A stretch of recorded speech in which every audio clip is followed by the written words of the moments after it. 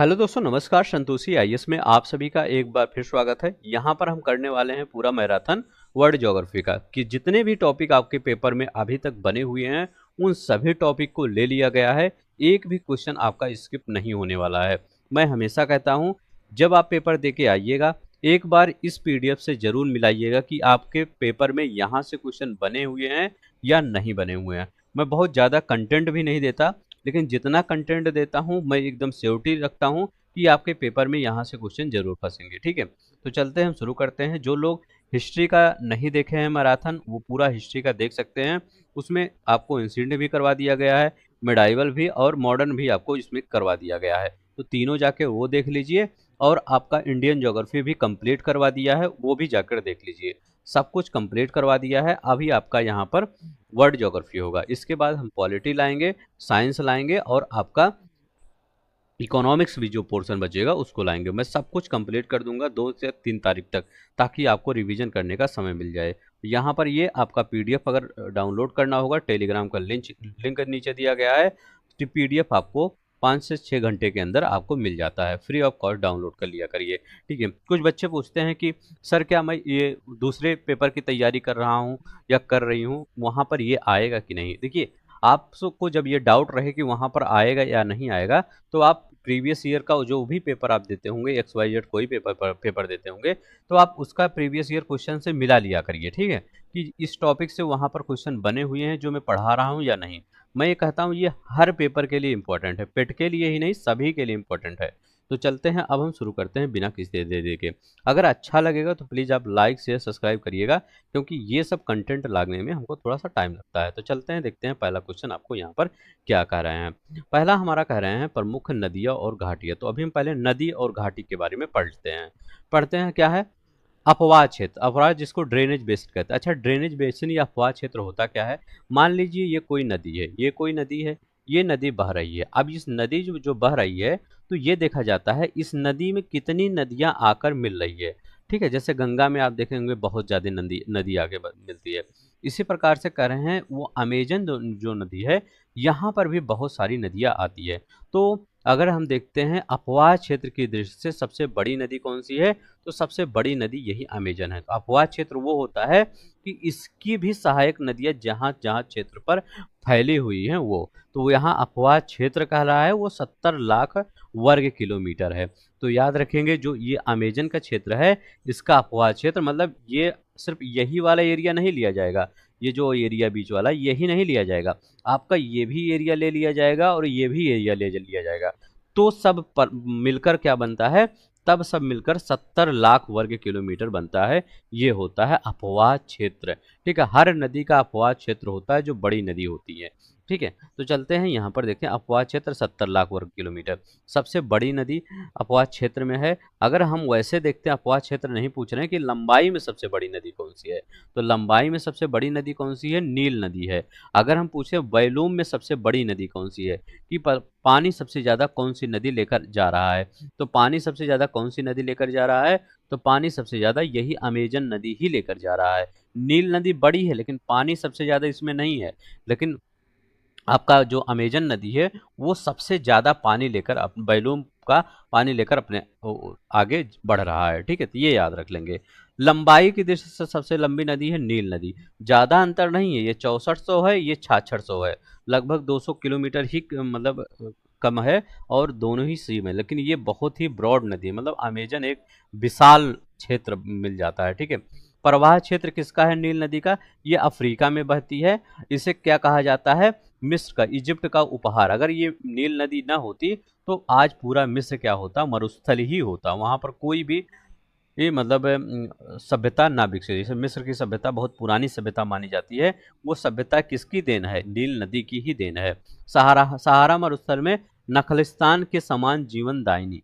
ठीक है, तो ये जो सहारा मरुस्थल में जैसे ये क्या होता है, कहीं पर क्या होता है, कुछ भी नहीं है, तो वहां पर अगर एक नदी मिल जाती, ये सब अभी उत्तर प्रदेश बिहार वालों को नहीं समझ में आएगा कि कितना इम्पोर्टेंट होता है। ठीक है, तो ये समझ में आएगा जब आप किसी ऐसे एरिया में रहेंगे जहां पर पानी की बहुत ही कमी है। इसीलिए कहा जाता है कि पानी को हमेशा बचाना चाहिए, जितना पानी का यूज हो उतना ही यूज करना चाहिए, फालतू पानी को नहीं बेकार करना चाहिए। ठीक है, तो ये याद रख लेंगे। अब यहाँ पर आगे देखते हैं, कांगो रिवर की हम बात करते हैं। दो रिवर की हमने बात किया, ये हमने वर्ल्ड ज्योग्राफी पढ़ा रहे हैं, यहाँ पर गंगा यमुना नहीं आएंगे, ठीक है, यहाँ पर वर्ल्ड के सब आएंगे। कांगो नदी की हम देखते हैं, कांगो रिवर देखते हैं, प्रवाह क्षेत्र कहाँ है, मध्य अफ्रीका में। तो मध्य अफ्रीका में कांगो का प्रवाह है, मतलब डेमोक्रेटिक रिपब्लिक कांगो या कांगो देश, यहाँ सब प्रवाह इसका बनता है। विषुवत रेखा को 2 बार काटता है, तो इक्वेटर को 2 बार काटने वाली नदी कौन सी है, तो इक्वेटर की 2 बार काटने वाली नदी कौन सी है, कांगो नदी है, ये याद रखेंगे। विश्व की 5 सबसे लंबी नदी, अगर मैं कहूं कि आप बताइए विश्व की 5 सबसे लंबी नदी है, तो अपने मन में यही सोचिएगा, विश्व की सबसे लंबी नदी अभी हमने बता ही दिया, नील नदी सबसे लंबी नदी है विश्व की, लगभग 6,495 किलोमीटर इसकी लंबाई है। इसके बाद अमेजन है, 6437 किलोमीटर इसकी लंबाई है। यांगत्से, चांग जियांग जिसको कहते हैं, ये 6300 किलोमीटर है, मतलब बहुत ही पास पास है, बहुत ज़्यादा आगे पीछे नहीं है। मिसिसिपी मिसौरी ये 6275 किलोमीटर है। यानसी अंगारा ये 5539 किलोमीटर है। मिसिसिपी मिसौरी जो नदी है, ये उत्तरी अमेरिका की सबसे लंबी नदी है, ठीक है। तो अभी आपको ये याद रखना होगा कि हो सकता है पूछ ले कि विश्व की सबसे लंबी नदी कौन सी है, तो नील नदी, अमेजन नदी, यांगसी, मिसिसिपी, यानसी, ठीक है, तो ये नदी याद रख लेंगे। उत्तरी अमेरिका की सबसे लंबी नदी कौन सी है, मिसिसिपी नदी है। गिरती कहाँ है ये, मैक्सिको की खाड़ी में, गल्फ ऑफ मैक्सिको में गिरती है। तो मिसिसिपी के बारे में ये और ये फैक्ट याद रखेंगे। मैक्सिको की खाड़ी, अब मैक्सिको की खाड़ी नहीं हो गया है, अब इसको अमेरिका की खाड़ी बोलते हैं शायद, ठीक है, ये याद रखें, ये अब मैक्सिको की खाड़ी नहीं है। अपवाह क्षेत्र में प्रथम अमेजन है। अपवाह क्षेत्र की में कौन सा, मतलब अपवाह क्षेत्र मतलब क्या, पानी सबसे ज्यादा कौन लेके जा रहा है, तो ये अमेजन नदी है। यहाँ पर देखते हैं लंबाई में प्रथम नील नदी है। अब देखिए विषुवत रेखा को 2 बार कौन काटता है, तो विषुवत रेखा को 2 बार कांगो नदी काटता है। मैक्सिको के खाड़ी में गिरने वाली मिसिसिपी मिसौरी है, तो मतलब वही 2 बार हो गया है। अब यहाँ आप देखिए नदी और घाटी के बारे में वो देखते हैं। राइन नदी जो आल्प्स स्विट्जरलैंड से निकलकर जर्मनी व नीदरलैंड से होते हुए उत्तरी सागर में गिरती है। तो आल्प्स कहाँ निकल, ये राइन नदी कहाँ से निकलती है, तो राइन नदी आल्प्स से निकलती है, आल्प्स स्विट्जरलैंड से निकलती है और जर्मनी और नीदरलैंड होते हुए उत्तरी सागर में जाकर गिरती है। कोलोन और बान राइन नदी के किनारे बने शहर है, जो कोलोन है और बान शहर, बान शहर सबसे ज्यादा पूछा जाता है कि बान शहर किस नदी के किनारे बसा है, तो बान शहर किस नदी के किनारे बसा है, राइन नदी के किनारे बान शहर बसा हुआ है। राइन नदी की पूर्वी किनारा कौन है, ब्लैक फॉरेस्ट, और पश्चिमी किनारा वास्जेस पर्वत। तो राइन का पूर्वी किनारा क्या कहलाता है, तो उसको ब्लैक फॉरेस्ट कहलाता है। देखिए जैसे राइन नदी के बह रहे हैं मान ली ना, तो इसका जो पूर्वी किनारा होता है, तो पूर्वी किनारा क्या होता है, तो पूर्वी किनारा ये पूर्वी किनारा है ना, इसको ब्लैक फॉरेस्ट कहते हैं, तो याद रख लेंगे इसको क्या कहते हैं, ब्लैक फॉरेस्ट। और जो आपका पश्चिमी किनारा है, ये वाला किनारा है, ये वासजस पर्वत का है, तो याद रखिएगा वासजस पर्वत का है। तो ये पूछ सकता है कि राइन का पूर्वी किनारा, पश्चिमी किनारा, पूर्वी ब्लैक फॉरेस्ट और पश्चिमी किनारा वासजस पर्वत। ब्लैक पर्वत नॉर्थ कैरोलिना, अब देखिए ब्लैक फॉरेस्ट अलग है, माउंटेन है वो, ये ब्लैक पर्वत है, ब्लैक पर्वत है, तो ब्लैक ये क्या है, नॉर्थ कैरोलिना यूएसए में है, अपलेशियन पर्वत तंत्र का हिस्सा है। तो ब्लैक पर्वत याद रखेंगे, एक ब्लैक फॉरेस्ट माउंटेन है वो अलग है, ये सिर्फ ब्लैक पर्वत है। तो ब्लैक पर्वत कहाँ का है, नॉर्थ कैरोलिना यूएसए, अपलेशियन पर्वत तंत्र का ये हिस्सा है। तो अपलेशियन जैसे हमारे यहाँ अरावली है, वैसे वहाँ पर नॉर्थ अमेरिका में अपलेशियन है, बहुत पुराना ही पर्वत है, ठीक है। तो वो किसका, इसका हिस्सा कौन है, ब्लैक पर्वत है। मृत घाटी की बात करते हैं तो डेथ वैली और कैलिफोर्निया यूएसए। रिफ्ट घाटी का उदाहरण है मोजो मरुस्थल में, तो रिफ्ट घाटी जो डेथ वैली है कहाँ पर है, कैलिफोर्निया में है, यूएसए। तो डेथ वैली कैलिफोर्निया में है, यूएसए में है, और रिफ्ट घाटी का उदाहरण है मोजो मरुस्थल में। अब देखिए शैतान का गोल्फ कोर्स, शैतान का गोल्फ कोर्स क्या है, शैतान devil of golf course death valley national park में प्रसिद्ध है। तो याद रखेंगे शैतान का golf course devil golf course है, डेथ वैली नेशनल पार्क में प्रसिद्ध है। राजाओं की घाटी valley of king and valley of king मिस्र में, याद रखेंगे राजाओं की घाटी कहाँ है, मिस्र में। तो राजाओं की घाटी कहाँ है, मिस्र में है, याद रखेंगे। नदियाँ, नदियाँ की बात करें उत्तर की ओर प्रवाहित नदियाँ, तो उत्तर की ओर कौन सी नदी प्रवाहित होती है, आमोर नदी उत्तर की ओर प्रवाहित होती है। लीना नदी याद रख लेंगे उत्तर की तरफ, ओब नदी याद रखेंगे उत्तर की तरफ, मैकंजी नदी कहाँ है, उत्तर की तरफ। तो उत्तर की तरफ प्रवाहित होने वाली आमूर नदी है, लीना नदी है, ओब नदी है, मैकंजी नदी है, तो मतलब ये उत्तर की तरफ जा रही है, ये इस साइड, ठीक है। आमूर, लीना, ओब, मैकंजी रिवर, ठीक है। दक्षिण की ओर प्रवाहित साल्वीन नदी है, ये आपका दक्षिण की तरफ, ये म्यांमार और वाले एरिया, तो याद रखेंगे साल्वीन नदी दक्षिण की ओर प्रवाहित होती है। यूकान नदी अलास्का और कनाडा में, याद रखेंगे यूकान नदी कहाँ है, अलास्का और कनाडा में प्रवाहित होती है, तो याद रखिए यूकान नदी यहाँ पर है। मैकंजी रिवर कनाडा की सबसे लंबी नदी है, आर्कटिक महासागर में गिरती है, तो मैकंजी रिवर कौन सा है, कनाडा की सबसे लंबी नदी है और आर्कटिक महासागर में ये गिरती है। सेंट लॉरेंस नदी महान झीलों को अटलांटिक महासागर से जोड़ती है, यूएसए और कनाडा की सीमा बनाती है, तो याद रखिए क्या बनाती है, यूएसए और कनाडा की ये सीमा बनाती है, ठीक है। तो यूएसए और कनाडा की सीमा बनाती है, महान झीलों को अटलांटिक महासागर से ये जोड़ती है। डेन्यूब नदी की बात करते हैं, यूरोप की दूसरी सबसे लंबी नदी है, जर्मनी से निकलकर काला सागर में गिरती है, मुख्य नगर वियना, ब्रतासिलावा और बुडापेस्ट और बेलग्रेड है, तो याद रखेंगे मुख्य नगर कौन सा है, तो मुख्य नगर वियना है, ब्रतिस्लावा है, बुडापेस्ट है और बेलग्रेड है। डेन्यूब नदी की बात करते हैं, तो याद रखेंगे यूरोप की दूसरी सबसे लंबी नदी, जर्मनी से निकलकर काला सागर में गिर जाती है। डेन्यूब नदी कहाँ से निकलती है, दूसरी सबसे लंबी नदी जर्मनी से निकलकर काला सागर में गिरती है। मुख्य नगर यहाँ कौन कौन से पड़ते हैं, वियना पड़ता है, ब्रतिस्लावा पड़ता है, बुडापेस्ट पड़ता है, बेलग्रेड। तो डेन्यूब के किनारे कौन कौन से शहर बसे हैं, कौन कौन से बड़े नगर बसे हैं, ये याद रख लेंगे। तो ये बड़े नगर आपके कौन कौन से हैं, वियना है, ब्रतिस्लावा है, बुडापेस्ट है और बेलग्रेड है, याद रख लेंगे। यहाँ पर देखते हैं, यहाँ पर क्या करा है, यहाँ पर कह रहे हैं बोल्गा नदी, तो बोल्गा नदी यूरोप की दूसरी सबसे लंबी नदी है, तो यूरोप की सबसे लंबी नदी कौन सा, बोल्गा है, वाल्दाय पर्वत से निकलकर कैस्पियन सागर में ये गिर जाता है, तो याद रखेंगे कहाँ पर, वाल्दाय से निकलकर कैस्पियन सागर में आपका ये गिर जाता है। नेक्स्ट देखते हैं यहाँ पर क्या कह रहा है, यूराल नदी, यूराल नदी की हम बात करते हैं, तो यूराल दक्षिणी यूराल पर्वत से निकलकर कैस्पियन सागर में गिरता है, तो यूराल नदी क्या है, दक्षिणी यूराल पर्वत से निकलकर कैस्पियन सागर में गिरता है। राइन नदी की बात करते हैं, राइन वाल्ड हॉर्न ग्लेशियर स्विट्जरलैंड से निकलकर उत्तरी सागर में गिरता है, तो राइन नदी क्या है, राइन वाल्ड हॉर्न ग्लेशियर स्विट्जरलैंड से निकलकर उत्तरी सागर में गिरता है। आमूर नदी की बात करते हैं, 2897 किलोमीटर चीन रूस की सीमा बनाती है और तरतारी की खाड़ी प्रशांत महासागर में गिरती है। आमूर नदी, राइन नदी वाल्ड हॉर्न ग्लेशियर स्विट्जरलैंड से निकलकर उत्तरी सागर में गिरता है। महाबेली गंगा की बात करते हैं, श्रीलंका की सबसे लंबी नदी है, बंगाल की खाड़ी में ये गिर जाती है।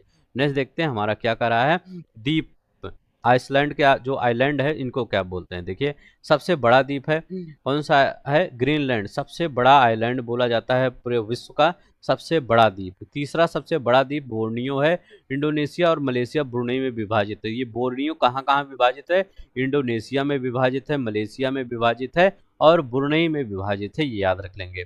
मतलब बोर्नियो द्वीप क्या है, ये 3 देशों में विभाजित है, यहाँ पर 3 देश हैं इसमें। अब देखिए मेडागास्कर हिंद महासागर दक्षिण हिंद महासागर में मेडागास्कर द्वीप पड़ता है। डियोगो गार्सिया हिंद महासागर शीत युद्ध में अमेरिका ब्रिटेन का नौसैनिक सैन्य अड्डा था, तो याद रखिएगा डियोगो गार्सिया क्या है, हिंद महासागर में है और शीत युद्ध जब चल रहा था रूस के साथ, उस समय ये अमेरिका का सैनिक अड्डा होता था। फिजी क्या है, फिजी दक्षिण प्रशांत महासागर में है, तो फिजी कहाँ है, दक्षिण प्रशांत महासागर में फिजी है, तो दक्षिण प्रशांत महासागर में कौन सा है, फिजी है। जापान के 4 मुख्य द्वीप कौन सा है, तो जापान के 4 मुख्य द्वीप कौन सा, होकाइडो है, होन्शु है, होन्शु सबसे बड़ा जिस पर टोक्यो स्थित है, तो ये कई बार पूछा जाता है, होन्शु जो द्वीप है सबसे बड़ा जो द्वीप है वो कहाँ, मतलब टोक्यो किस पर स्थित है, तो टोक्यो किस पर स्थित है, तो इसी पर स्थित है, तो याद रख लेंगे टोक्यो होन्शु पर स्थित है, ठीक है। इसके बाद शिकोकू हो गया, क्यूशोशु हो गया, ठीक है, तो ये याद रखिएगा शिकोकू और क्यूशोशु, ठीक है, तो ये याद रख लेंगे। होकाइडो होन्शु याद रखेंगे, होकाइडो हो गया, होन्शु हो गया और ये होन्शु सबसे बड़ा है, होन्शु क्या है आपका सबसे बड़ा है, क्यूसोसो और शिकोकू क्यूसोसु। अगर आपसे ये पूछा जाए, ये पूछा भी जाता है कि नॉर्थ से साउथ में, क्योंकि जापान ऐसे ही कुछ बना है ना, ऐसे ही कुछ बना है ऐसे, ठीक है ऐसे। तो ये कह रहे हैं नॉर्थ से साउथ, तो ऊपर क्या पड़ जाता है, तो ऊपर होकाइडो पड़ जाता है। तो ये ऊपर सबसे बड़ा कौन पड़ जाता है, होकाइडो पड़ जाता है। होकाइडो के नीचे कौन पड़ जाता है, तो होकाइडो के नीचे हुंसू पड़ जाता है, जिसपे टोक्यो है जो सबसे बड़ा है। इसके बाद कौन सा पड़ जाता है, तो इसको बाद शिकोकू जो सबसे छोटा है, ये याद रख लेंगे, तो ये सबसे छोटा है ये है। इसके बाद कौन सा पड़ जाता है, तो इसके बाद आपका पड़ जाता है क्यूसोसु। तो क्यूसोसु हमेशा नीचे रहेगा, तो याद रखेंगे क्यूसोसु क्या है, सबसे नीचे रहेगा ये। इसके बाद ये क्या है, ये है शिकोकू, तो याद रखेंगे शिकोकू, कोकू, ये शिकोकू हो गया आपका। ठीक है, तो ये एक मिनट, हाँ शिकोकू हो गया। और ये कौन सा द्वीप हो गया, तो ये हुंसू हो गया, तो याद रखेंगे हुंसू हो गया ये द्वीप। ठीक है, ये हुंसू आपका हो गया। और ये क्या हो गया, तो ये होकाइडो हो गया, तो होकाइडो। ठीक है, तो ये होकाइडो हो गया, हुंसू हो गया, शिकोकू ये नीचे वाला, नीचे एकदम नीचे वाला क्यूसोसु हुआ। कैसे याद करेंगे, अगर याद करना होगा आपको, तो यहाँ लिखा गया क्यूसोसु, यहाँ क्यू लिखा गया ना, आधा का क्यू क्यू लिखा गया है, इसका मतलब होता है क्यू लिखा जब गया है तो इसका मतलब होता है क्यों हमको नीचे कर दिए हैं, बस इतना याद रख लेंगे, क्यों हमको नीचे कर दिए हैं। तो ये इसको नीचे एकदम कर दिया गया है, ये कह रहा है कि हमको क्यों नीचे कर दिए हैं, इतना ये याद रख लेंगे। ठीक है, तो याद रख लेंगे होकाइडो, हुंसू सबसे ये जापान के चारों द्वीप, होकाइडो, हुंसू, शिकोकू, क्यूसोसु। माजुली द्वीप असम की ब्रह्मपुत्र नदी में विश्व का सबसे बड़ा नदी द्वीप है, तो याद रखेंगे विश्व का सबसे बड़ा नदी द्वीप कौन सा है, ये माजुली द्वीप। ऑस्ट्रेलिया द्वीपीय महाद्वीप है, आकार में सबसे छोटा महाद्वीप है, तो आकार में क्या है, सबसे छोटा महाद्वीप है। अब यहाँ पर देखते हैं, यहाँ कह रहे हैं जलप्रपात, तो जलप्रपात की अगर हम बात करते हैं, साल्टो एंजल, एंजल जलप्रपात याद रखिएगा, एंजल पूछा है। वेनेजुएला में 779 विश्व का सबसे ऊंचा जलप्रपात है। तो वाटरफॉल अगर पूछा जाए कि सबसे बड़ा वाटरफॉल कौन सा है, एंजल वाटरफॉल कहाँ है, वेनेजुएला में। 979 मीटर की ऊंचाई है, सोचिए इतना ऊंचा है। ठीक है, तो 979 मीटर है। टुगला दक्षिण अफ्रीका में है, तो टुगला कहाँ पर, दक्षिण अफ्रीका में। रिब्बन, रिब्बन कैलिफोर्निया में है, यूएसए, योसोमाइट नेशनल पार्क में। ठीक है, नियाग्रा यूएसए कनाडा सीमा पर नियाग्रा जलप्रपात है, यूएसए कनाडा की सीमा पर। विक्टोरिया जाम्बेजी नदी, जाम्बेजी नदी जाम्बेजी और जिम्बाब्वे की सीमा पर है विक्टोरिया। तो विक्टोरिया जलप्रपात कहाँ पर, जाम्बिया और जिम्बाब्वे की सीमा पर। अब यहाँ पर देखते हैं नहर का है, स्वेज नहर भूमध्य सागर को लाल सागर से जोड़ता है। तो स्वेज नहर की अगर हम बात करते हैं, तो भूमध्य सागर को लाल सागर से जोड़ता है, 1869 में खुली है। ये कब खुली है, 1869 में। विश्व की सबसे बड़ी पोतवाहक नहर है स्वेज नहर। पनामा नहर अटलांटिक महासागर को प्रशांत महासागर को, जैसे जो यस आकार का है ना, तो इधर आपका पनामा नाम है, तो इधर से आपका जोड़ता है, तो इधर याद रखेंगे पनामा। तो अटलांटिक महासागर को प्रशांत महासागर। सू नहर सुपीरियर को हुरून झीलों से जोड़ता है, तो सू नहर क्या है, सुपीरियर को हुरून झीलों से जोड़ता है, ये याद रखेंगे। कील नहर उत्तरी सागर को बाल्टिक सागर से जोड़ता है। कील याद रखेंगे, कील आ जाएगा, तो कील आपका बाल्टिक, तो कील याद रखेंगे बाल्टी, बाल्टी कील। ठीक है, तो कील नहर को उत्तरी सागर को बाल्टिक सागर से जोड़ता है, तो उत्तरी सागर को बाल्टिक सागर से जोड़ता है। अब देखिए स्ट्रेट जिब्राल्टर, देखिए स्पेन, यूरोप स्पेन है, और मोरक्को जो अफ्रीका में है, अटलांटिक महासागर को भूमध्य सागर से जोड़ता है। तो याद रखेंगे, देखिए जो ऐसे क्या है आपका, इस साइड क्या है, इस साइड आपका स्पेन है। ठीक है, और ये यूरोप वाला एरिया है, तो यहाँ स्पेन पड़ता है, इधर क्या पड़ता है, तो इधर आपका मोरक्को पड़ता है ऐसे, तो ये मोरक्को। ठीक, अब आप कहेंगे कि ये आपका इधर कौन सा है, अटलांटिक ओशियन है, और इधर कौन सा है, इधर आपका मेडिटेरियन ओशियन है। ठीक है, मेडिटेरियन है, और ये आपका अटलांटिक हो गया। अब हम कहेंगे कि इसको जोड़ता किसको है, किसको अलग करता है। देखिए ये जो भूमि वाला भाग है इसको अलग करता है, और जो ये वाला भाग है पानी, ये पानी है ना आपका यहाँ पर ऐसे, ठीक है, तो पानी वाले भाग को जोड़ता है। क्यों, क्योंकि यहाँ पर पानी में आपको पानी यहाँ से चलिए यहाँ तक चले जाइए, लेकिन यहाँ से यहाँ जाने के लिए क्या है, ये अलग हुआ है, जाने के लिए आपको साधन चाहिए। ठीक है, ठीक है, तो ये आपका पूरा क्या है, यहाँ भी जाने के लिए साधन चाहिए, ये नहीं कि मतलब हर जगह साधन चाहिए, लेकिन क्या है ये जुड़ा हुआ है, और ये भूमि देखिए अलग है, ये भूमि एक सेम नहीं है, मतलब यहाँ ऐसा नहीं कि यहाँ पर टहलते टहलते यहाँ आ जाइए, ये अलग है। लेकिन अगर पानी में आप यहाँ पे खड़े हैं और यहाँ पर अगर चलना चाहते हैं तो ये टहलते टहलते, मान लीजिए आप टहल रहे हैं उसी पे, ठीक है, पानी पे, तो आप पानी पे टहलते टहलते यहाँ पर यहाँ आ सकते हैं। लेकिन आप भूमि पे, ये इस भूमि पे टहलते टहलते यहाँ नहीं आ सकते, बीच में पानी आ जाता है। तो यहाँ पर तीसरा आ जाता है, मतलब दो भूमि के बीच में, मतलब यक्ष और वाई के बीच में तीसरा आ जा रहा है जड़, और यहाँ पर यक्ष वाई के बीच में कोई नहीं है, ठीक है। तो ये पानी है, मतलब एक ही चीज है, तो ये याद रखिए। तो हमेशा कोई पूछे कि जल संधियां क्या होती है तो आप पूछ बताइएगा जो दो जल क्षेत्र को जोड़े और जो दो भूमि क्षेत्र को अलग करे, ये होता है, ठीक है। तो ये याद रखिए, हो सकता है कभी पूछे, मतलब स्टेटमेंट बना के पूछ ले। क्या पनामा जलडमरूमध्य उत्तर और दक्षिण अमेरिका को जोड़ता है, तो उत्तर और दक्षिण अमेरिका को क्या होता है, पनामा नहर है, पनामा जलडमरूमध्य भी है, तो ऐसे है। तो ये दक्षिण अमेरिका है, ये उत्तर अमेरिका, ये दोनों को यहाँ से जोड़ता है, ठीक है। अटलांटिक को प्रशांत से अलग करता है, तो अब अटलांटिक महासागर को क्या करता है, प्रशांत से अलग करता है। अब देखिए मलक्का क्या होता है, मलक्का सुमात्रा इंडोनेशिया और मलेशिया के बीच है, हिंद महासागर से जोड़ता है। तो मलक्का सुमात्रा इंडोनेशिया और मलेशिया के बीच। हारमुज फारस की खाड़ी और ओमान की खाड़ी, याद रखेंगे जो फारस की खाड़ी है और ओमान की खाड़ी के मध्य है हारमुज। तो हारमुज कहाँ है, फारस की खाड़ी और ओमान की खाड़ी। डोवर याद रखिएगा इंग्लिश चैनल उत्तरी सागर में, तो डोवर है कहाँ पर, इंग्लिश चैनल और उत्तरी सागर में। अब देखिए पाक जल संधि भारत तमिलनाडु और श्रीलंका के बीच है, बंगाल की खाड़ी को मन्नार की खाड़ी से जोड़ता है। तो याद रखिएगा पाक जल संधि जो है भारत तमिलनाडु में श्रीलंका के बीच और बंगाल की खाड़ी को मन्नार की खाड़ी से ये जोड़ता है, ठीक है।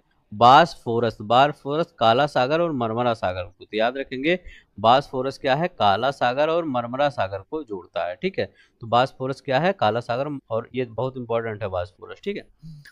हम इसको जानते हैं, ये सब अगर आप देखेंगे हमने इसको हैंड रिटन में करवा दिया है, एक बार जाके आप प्लेलिस्ट चेक करिए, वहां पर हमने जितना भी आपका घटना चक्र का चीजें हैं उन सबको हमने हैंड रिटन नोट्स में कंप्लीट कराया है, एक बार जाकर वहां पर देख सकते हैं, ठीक है। नेक्स्ट देखते हैं हमारा यहाँ क्या करा है, यहाँ कह रहा है कि स्थल रुद्ध।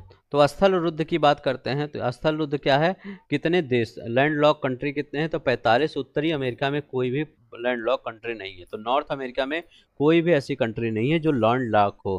गंगा डेल्टा, विश्व का सबसे बड़ा डेल्टा कौन सा है, ब्रह्मपुत्र गंगा डेल्टा है, और ये ग्रैंड कैनियन कोलोराडो नदी पर, अरिजोना यूएसए, ठीक है। तो ये ग्रैंड कैनियन का है, क्या है, कोलोराडो नदी पर। अब यहाँ पर वर्लिन, वर्लिन स्प्री नदी के तट पर स्थित है, तो वर्लिन कहाँ पर स्थित है, स्प्री नदी के तट पर। वाशिंगटन डीसी पोटोमैक नदी के किनारे स्थित, तो वाशिंगटन डीसी कहाँ, पोटोमैक नदी के किनारे। बर्लिन सिप्री नदी के किनारे। ग्रैंड कैनियन कोलोराडो नदी पर है, तो ग्रैंड कैनियन किससे, कोलोराडो नदी पर है, कई बार पूछा गया है यह ग्रैंड कैनियन, इसको याद कर लीजिएगा।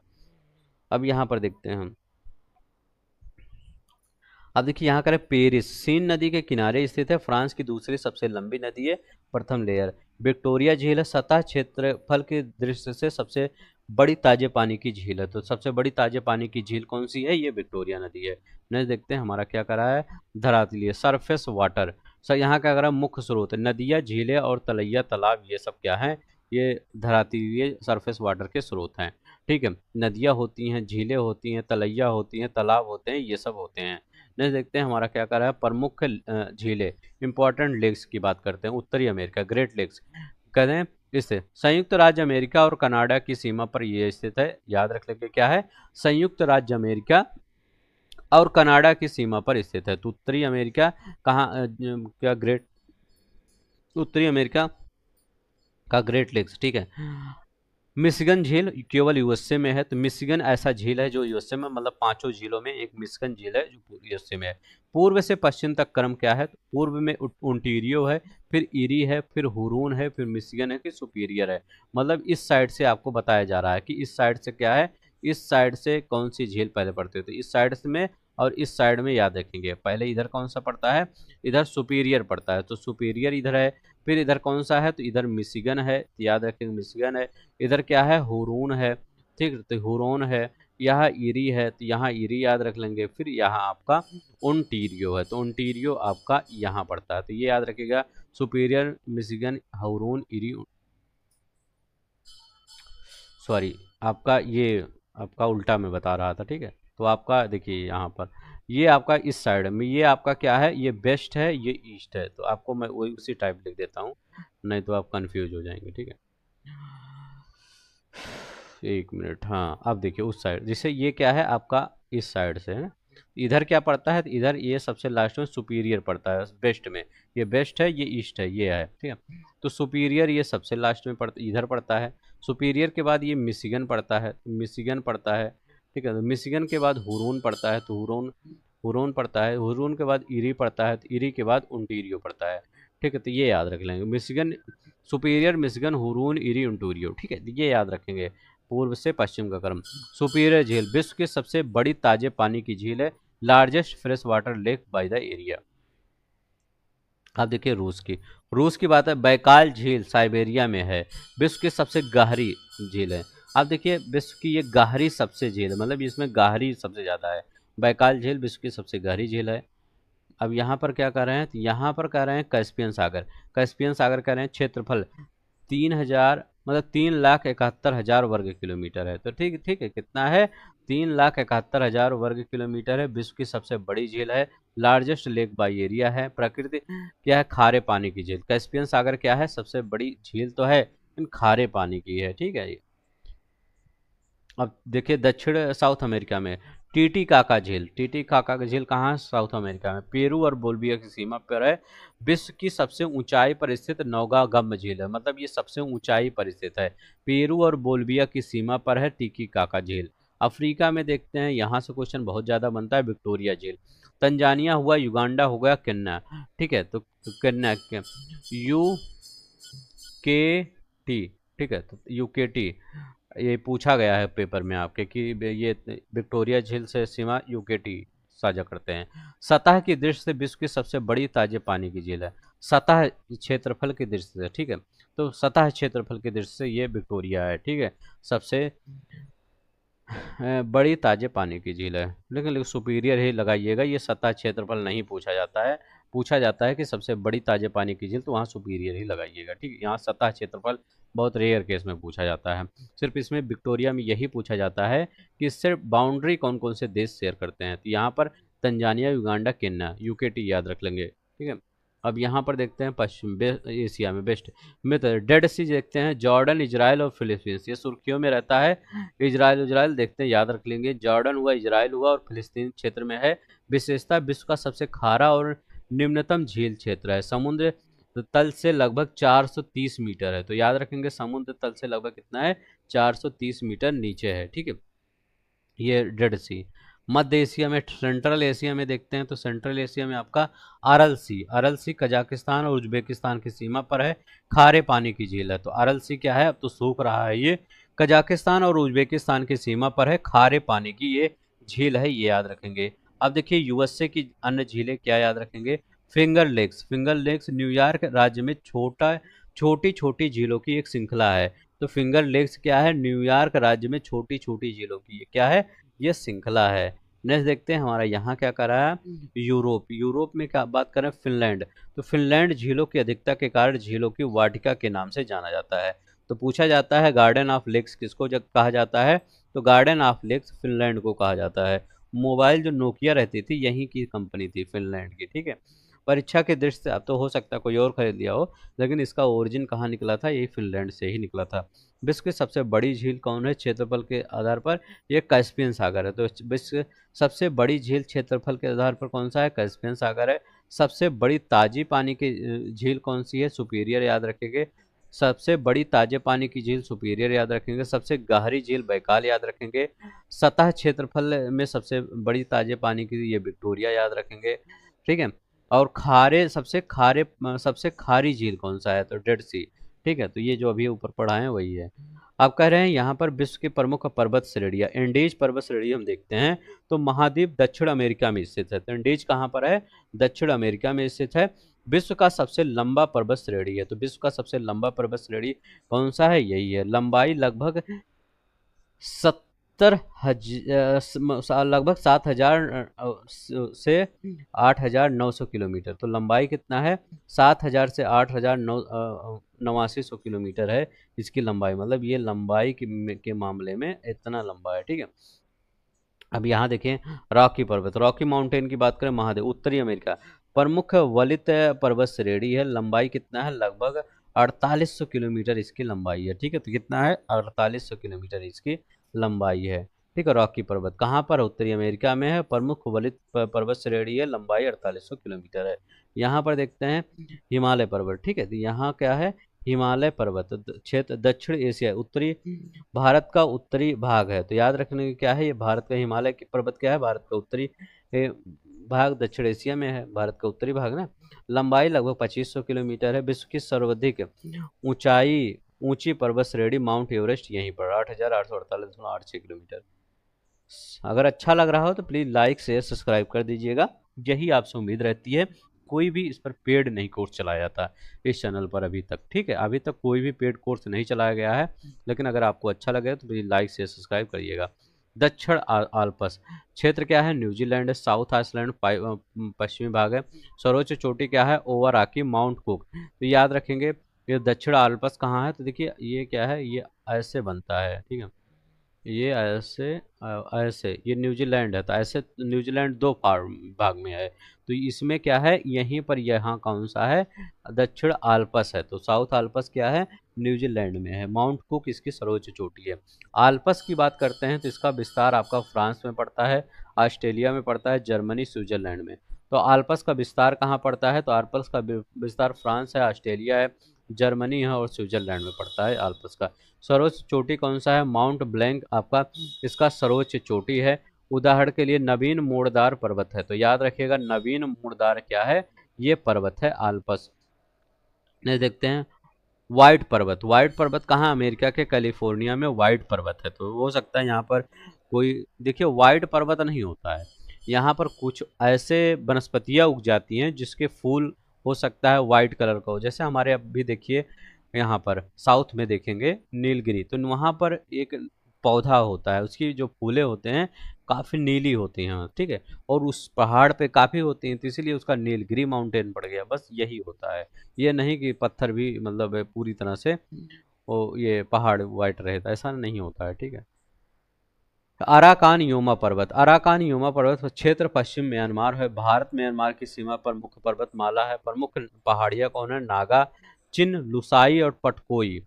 अराकान योमा पर्वत की प्रमुख पहाड़ियाँ है नागा, चिन, लुसाई और पटकोई। सर्वोच्च चोटी कौन है, माउंट विक्टोरिया इसकी सर्वोच्च चोटी है। तो याद रखेंगे माउंट विक्टोरिया क्या है, इसकी सर्वोच्च चोटी है। ये हो गया आपका। अब देखिए ब्लैक फॉरेस्ट, ब्लैक फॉरेस्ट की अगर हम बात करते हैं तो ये आपका दक्षिण पश्चिम जर्मनी में है। तो ब्लैक फॉरेस्ट कहाँ है, दक्षिण पश्चिम जर्मनी में है। सर्वोच्च चोटी कौन सी है, फोल्डबर्ग। तो याद रखिएगा ब्लैक फॉरेस्ट की सर्वोच्च चोटी क्या है, फोल्डबर्ग है, ठीक है। तो फोल्डबर्ग इसकी सर्वोच्च चोटी है। वासजेस पर्वत कहाँ पे है, तो वासजेस पर्वत कहाँ पर है, ये फ्रांस में पड़ता है। तो वासजेस पर्वत फ्रांस में। प्रकार है ब्लॉक पर्वत का, ठीक है। तो ब्लॉक पर्वत का, ब्लॉक माउंटेन का ये प्रकार है वासजेस पर्वत, ठीक है। तो वासजेस पर्वत एक ब्लॉक पर्वत का है, ठीक है। एग्जाम्पल परीक्षा के लिए सबसे लंबी पर्वत श्रेणी कौन सा है, एंडीज है। तो ये याद रखिएगा। अब थोड़ा समरी देखते हैं। सबसे लंबी कौन सी है, एंडीज है। सबसे ऊंची पर्वत श्रेणी कौन सी है, हिमालय है। आल्प्स की सबसे ऊंची चोटी कौन सा है, माउंट ब्लैंक है। न्यूजीलैंड की सबसे ऊंची चोटी है रॉकी माउंट कुक, ठीक है। अराकान योमा की सबसे ऊंची चोटी कौन सा है, माउंट विक्टोरिया अराकान योमा की सबसे ऊंची चोटी है, ये याद रखिएगा। ब्लैक फॉरेस्ट की सबसे ऊंची चोटी है फोल्डबर्ग, ब्लैक फॉरेस्ट की सबसे ऊंची चोटी है। अब यहाँ पर देखते हैं करें Alps Andes Himalaya tertiary alpine युगेन वलित पर्वत है। तो क्या है, पर्वत में आल्पस की बात करते हैं, चाहे एंडीज की चाहे हिमालय की। यह टर्सरी अल्पाइन युगेन वलित पर्वत है। रॉकी तथा एटलस वलित पर्वत है। तो रॉकी तथा एटलस क्या है, ये वलित पर्वत है। अपलेशियन पर्वत प्राचीन पर्वत निर्माण कैलिडोनियन युग में हुआ था। तो अपलेशियन पर्वत का निर्माण हुआ था, प्राचीन पर्वत है ये, निर्माण कैलिडोनियन युग में हुआ था।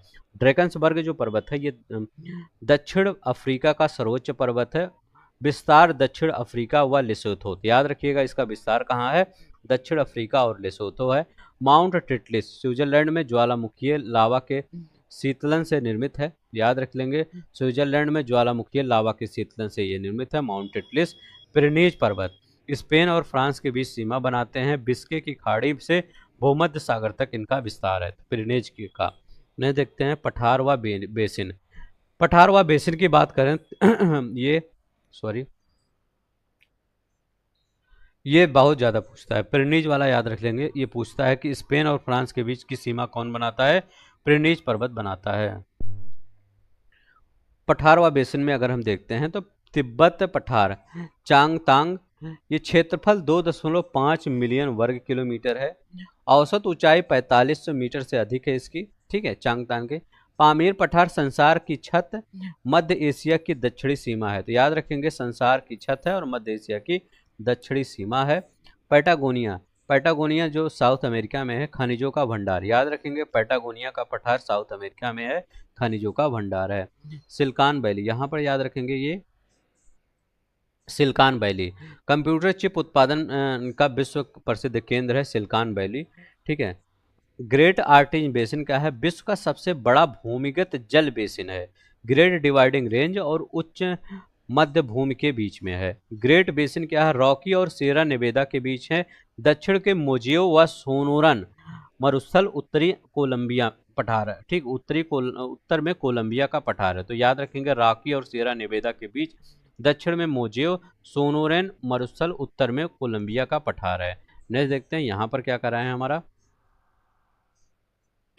करें भूगर्भीय प्रक्रियाएं, अंतर्जनित बल, पर्वत निर्माणकाली बल जिसको क्षैतिज संचलन कहते हैं, दो प्रकार के होते हैं ये जो बल होते हैं, एक संपीड़न, परतें मुड़ती हैं, ऊपरी उठी परत अपनत, नीचे धसी परत अभिनत, इसे ही वलन फोल्डिंग कहते हैं।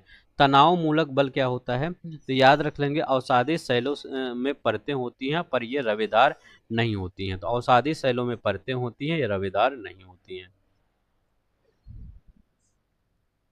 अवसादी शैल की हम बात करें, सेडिमेंट्री रॉक्स की बात करते हैं, चट्टानों के टूट फूट व अपरदन से बने मलबे के जल में जमने से होता है, तो याद रखेंगे जो अवसादी होते हैं, अवसादी मतलब अवसाद वैसे ही नाम से पता चल रहा है, ठीक है। प्रमुख उदाहरण जो बलुआ पत्थर है, सैंडस्टोन है, ये अवसादी का रूपांतरण के बाद ये क्वार्टाइज बनता है, तो जो सैंडस्टोन होता है, बलुआ पत्थर होता है, मतलब ये जो आपका सेडिमेंट्री रॉक होता है, ये रूपांतरित जब होती है तो वो मेटामॉर्फिक बन जाता है, तो रूपांतरित बाद क्वार्टाइज बन जाता है।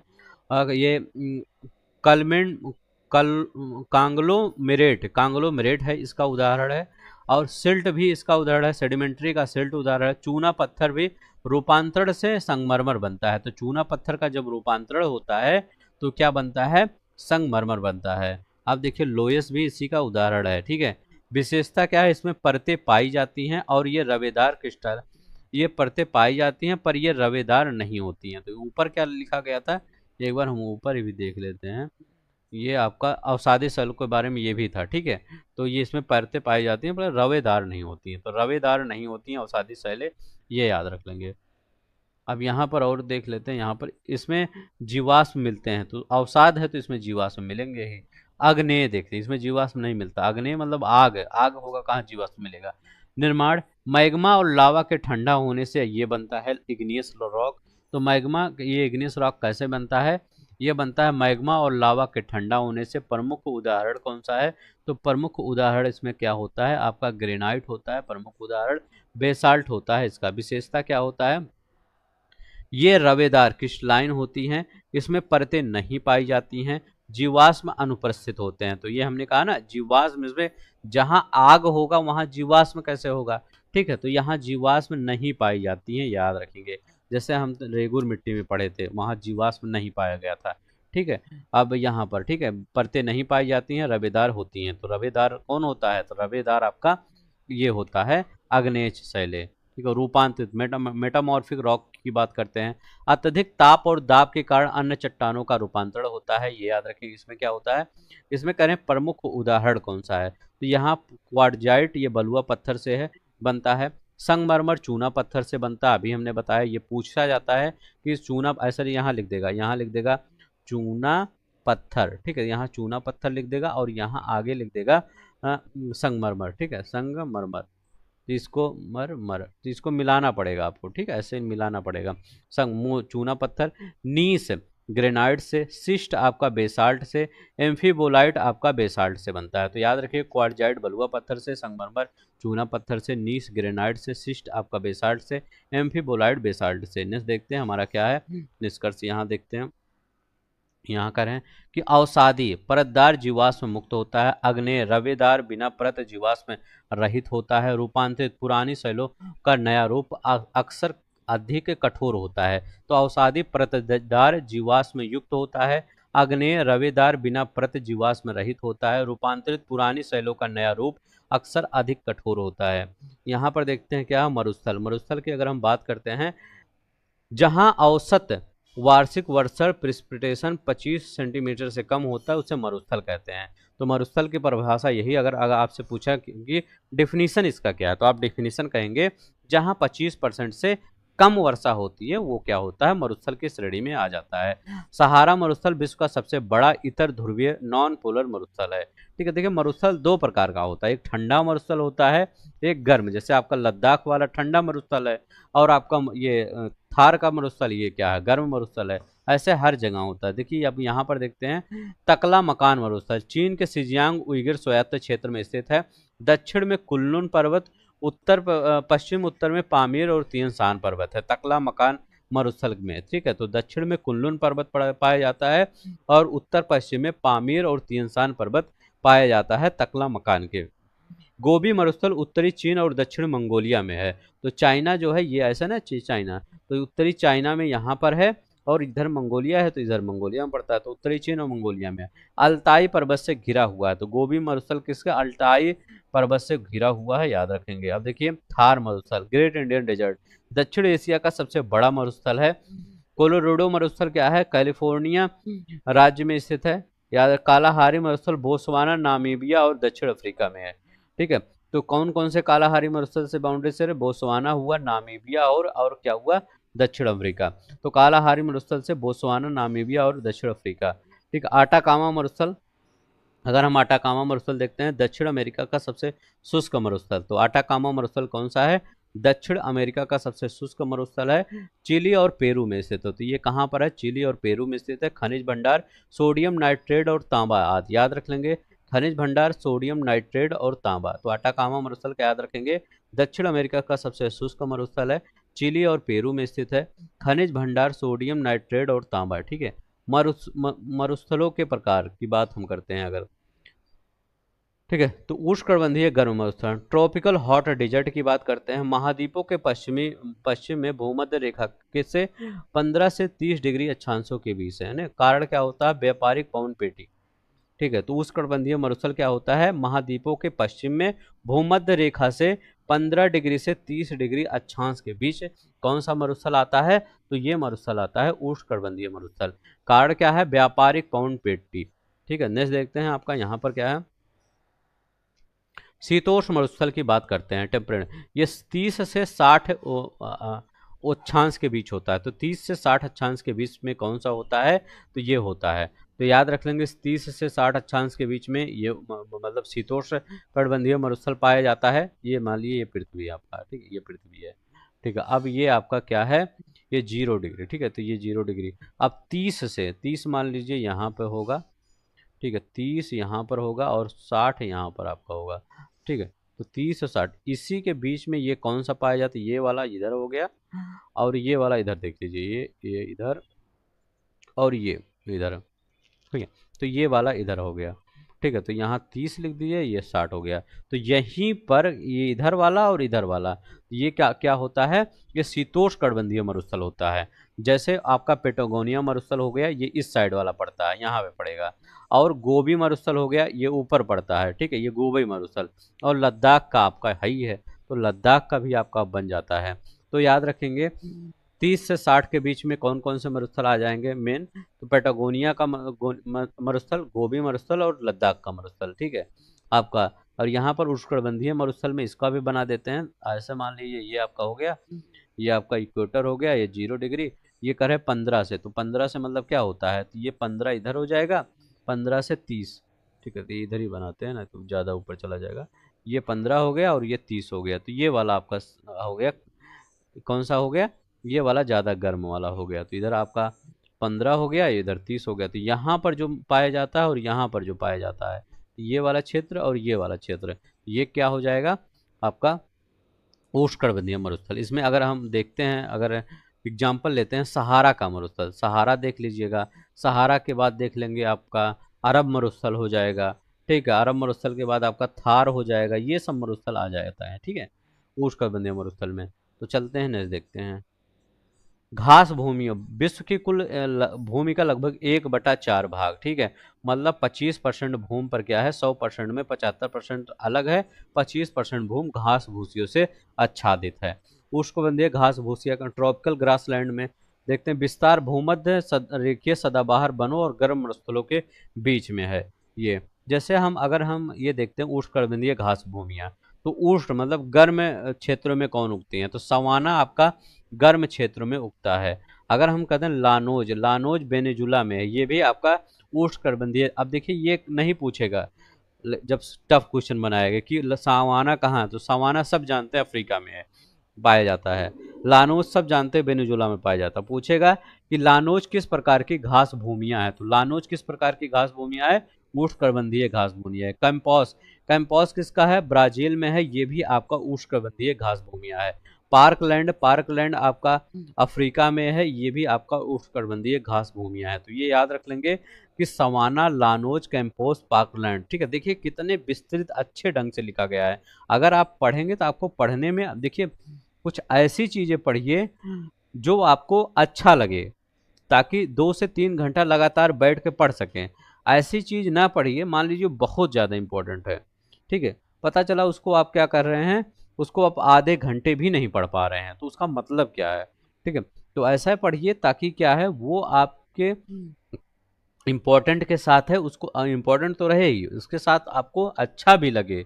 किसी चीज़ में जब अगर कोई चीज़ अगर आप करते हैं, वो अगर अच्छा नहीं लगता है, तो उसको उसका आप 100% बेनिफिट नहीं उठा सकते हैं, ठीक है। हर चीज़ को इंटरेस्ट के साथ पढ़ना चाहिए, कोई भी चीज़ है, कोई वर्क करिए इंटरेस्ट के साथ। अगर कोई वर्क कर रहे हैं इंटरेस्ट नहीं है, तो उसका कोई बेनिफिट नहीं मिलने वाला है, ठीक है। अब चलते हैं यहाँ पर देखते हैं विशेष तथ्य क्या होते हैं। अफ्रीकी सवाना में ऑस्ट्रिच, दक्षिण अमेरिका में पंपौज में रिया, ऑस्ट्रेलिया में एमू पाए जाते हैं। तो ये अफ्रीका में क्या बोल पाए जाते हैं, ऑस्ट्रिच। दक्षिण अमेरिका में के पंपाज में रिया पाई जाती है, और ऑस्ट्रेलिया में एमू पाए जाते हैं। ये जानवर है, ठीक।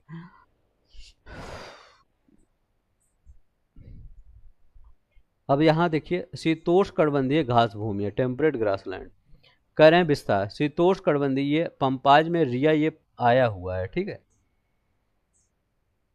तो ये शीतोष्ण कटिबंधीय जलवायु क्षेत्र में देखते हैं उदाहरण, पेरिज उत्तरी अमेरिका में, पंपास ये शीतोष्ण की बात कर, पेरिज कहाँ है, उत्तरी अमेरिका में, और पंपास अर्जेंटीना में। बिल्ड कहाँ है, दक्षिण अफ्रीका में बिल्ड पाया जाता है घास भूमि।